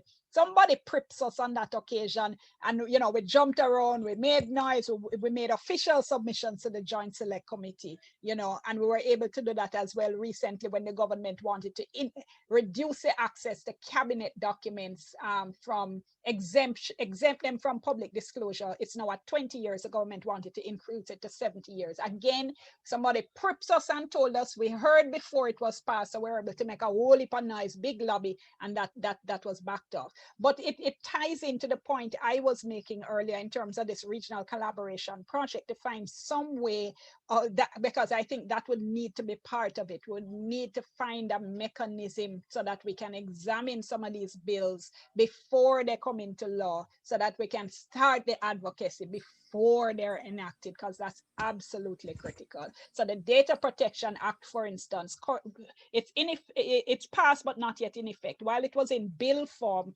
we did make submissions. It makes exceptions for journalists, but in our view, not sufficient. They did ignore our recommendations and our submissions, but at least we know that in that case, we were there on the ground floor making the submissions, and we absolutely have to do more of that. Yeah, and Dionne, I think your comment on this draws to attention the fact of other sections of civil society, because what happens with the Bar Association, what happens with with other interest groups that ought to have a very direct concern about these things being raised. No, I find associations tend to advocate for the specific bills that affect them. So like the Bar Association, and disclosure, I'm also a member of the Bar Association, took the government to court, went all the way to the Court of Appeal, protesting provisions in that would require lawyers to disclose information about clients. But I find what we're lacking is a kind of organization that takes on like freedom of the press specifically, or constitution specifically, you know? Okay, now Hallam Hope has a question he wants to ask regarding privacy. Hallam, go right ahead, please. Hi, good afternoon again. So wonderful comments from you, Justice Waterman. Very useful indeed. My simple question, very brief context. My simple question is: to what extent is the citizen and journalists are citizen? To what extent is their private information protected from the state, or to what extent do they have protection from the state for their private information? The context is this quickly. we have two Justice Watermans. One is a very honest person, and she goes on the internet and she does her trading and her financial information. But like most people globally, increasingly, they are very uncomfortable and they actually do not believe that the state has a right to their private information. All right. So you have things like privacy coins, like things like that, and you have exchanges that don't even require KYC and AML and that sort of stuff. Okay.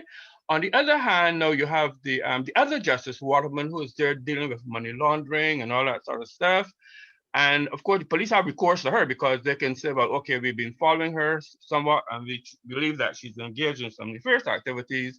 We will go and get a court order, and we will go and seize her computer equipment and all that sort of stuff. But then there's the other Justice Waterman who's saying, no, I need protection from the state.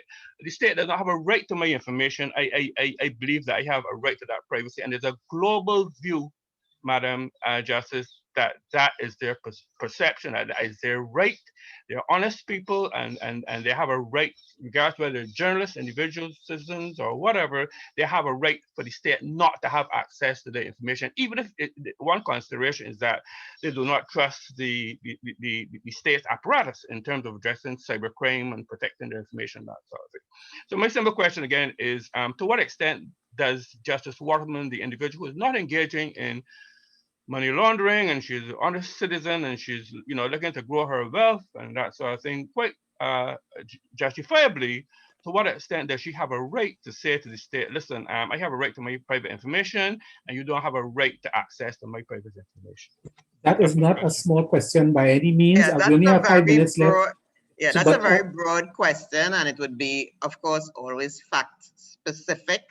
But generally, I would say there is a tension, a necessary tension, between privacy and confidence and the right of the authorities to investigate, to detect, and prevent crime.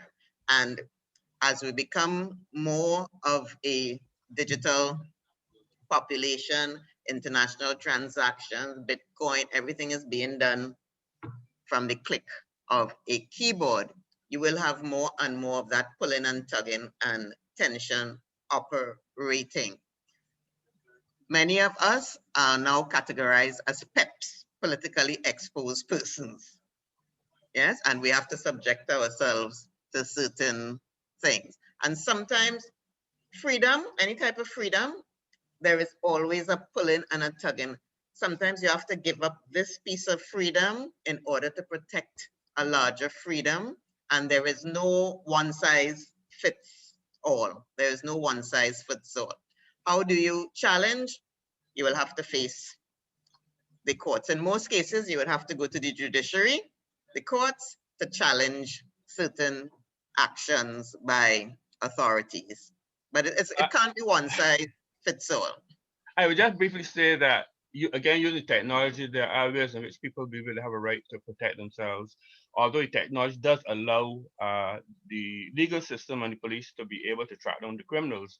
What I would just add very briefly is that we have a situation in which Caribbean countries are being blacklisted unfairly, unjustifiably by the Europeans for alleged money laundering, which simply is not the case. And what is also happening during this pandemic time is that at a time when governments need a whole lot of money to deal with the poverty and issues related to incomes and that sort of thing, you have a situation where the Financial Action Task Force and organizations that are forcing or requiring these same governments to take as much as, in the case of Barbados, $1.6 million US, all right, sorry, 1.6 million Barbados dollars to fund regulation, which some of us citizens think is totally unnecessary and totally unjustifiable. And even the Prime Minister asked the question, well, I have to look really at what is the value of regulation. So it's, the technology is there to protect us to some degree. I'm just trying to itch you towards find out to what extent you were going to protect me from my for the state. Okay, Halam, that's an entire webinar on its own, and some of it might ring familiar with Dionne, who had some stuff, some information and opinion to express with the NIDS controversy in Jamaica, which related to personal privacy and the privacy of your own personal information. And I think that is going to be taken at a different level now under pandemic conditions, where health status and so on, we are going to be giving up some of the personal protections that we had before to respect our own private information. So these are big questions. I want to close on one point.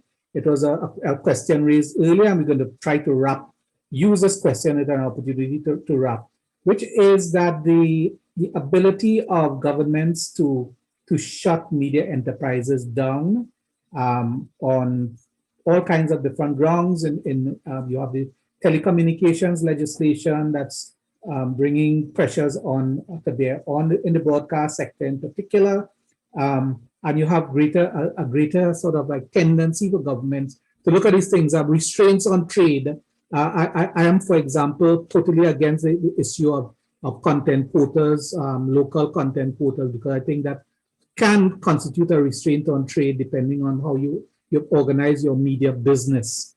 So I don't know, some quick comments from Justice Waterman, Latchoo, and Dionne on that, and then I'm going to ask Nazima Raghubir, who is a board member of the MIC, to bring this session to an end.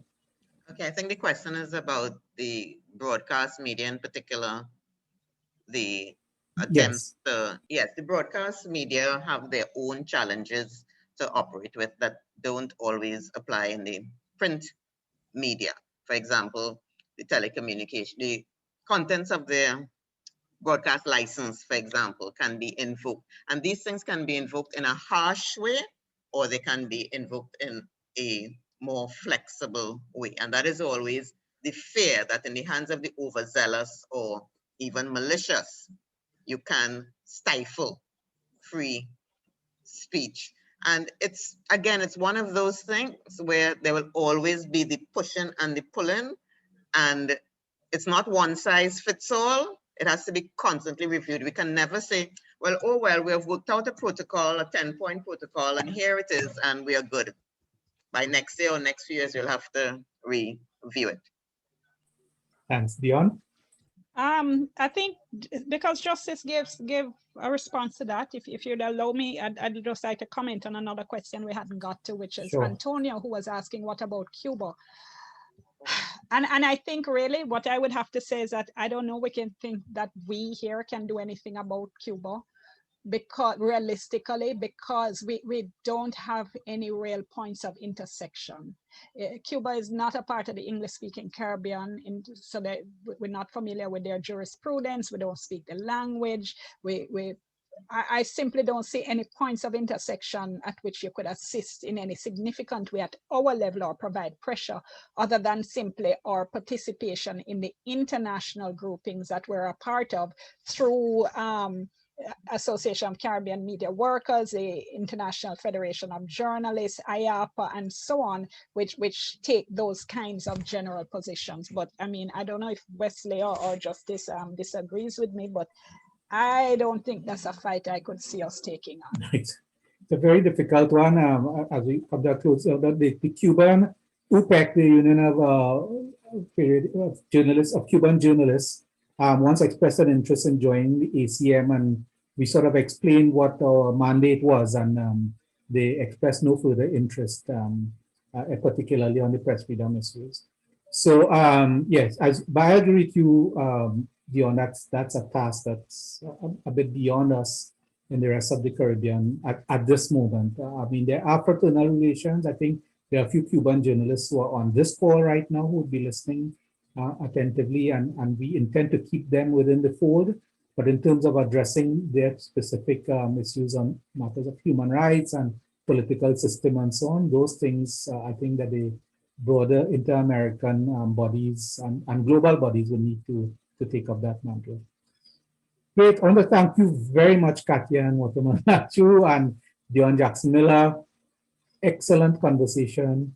And I want to invite now Nazima Raghubir, who is a board member of the Media Institute. She's also president of the Guyana Press Association, which is the second oldest. PAJ is not that far ahead. So there's PAJ, there's a Guyana Press Association, first female president of the GPA, and she currently is de facto head of the ACM. We're hoping that she stays in that position, and she's going to deliver a vote of thanks. Nazima. Thank you, Wesley. I hope you take this same cheering spirit when Arsenal is playing. I switched to Everton, by the way. This was a very rich conversation, and this conversation would not have been possible without our esteemed panel members and their presentations and the questions by the participants. The discussion is not only rich, but it is the sort of trap we set to get Dionne to commit herself to the types of exceptional mechanism that she had suggested. And now we will add another ball and chain to her. So thank you, Dionne. The Media Institute of the Caribbean would like to thank Justice Waterman, Latchoo, Dionne Jackson Miller, Emmanuel Joseph, George Paris, all of you who took your time out of your demanding day to share with us your thoughts, expertise, and experience. This panel discussion would not have been made possible without the support of the Public Affairs Office of the United States Embassy in Barbados. So thank you, Mr. Lawrence Socha, Mr. Kwani Sanchez, and Leland Lazarus for your support in getting this valuable discussion off. To the support and admin staff of the Media Institute of the Caribbean, the persons oiling the wheels of our communication and ensuring this runs smoothly, we cannot do it without you. To Kiran and Wesley, always leading, many thanks for moderating the two panels. To the participants, the last I checked, 63 in total. I think it's now down to 51. Everybody's off to get their lunch from about 20 countries. We hope that this morning's session adds value to your profession. Your attendance this morning is an indication that you're interested in adding that value to this critical value to this profession. I just want to let you know the content will be made available. Kiran has indicated that it would be posted to YouTube, our YouTube channel, and shared with you. So it will remain available for you to share and for you to consult with from time to time if you need to. I just wanted to make a quick a reiteration of a point made. You get yourselves involved and get yourselves active in your respective press association. It matters. Thank you very much. Thank you very much, Nazima. Have a good day, everybody. Thank you. Bye. Bye.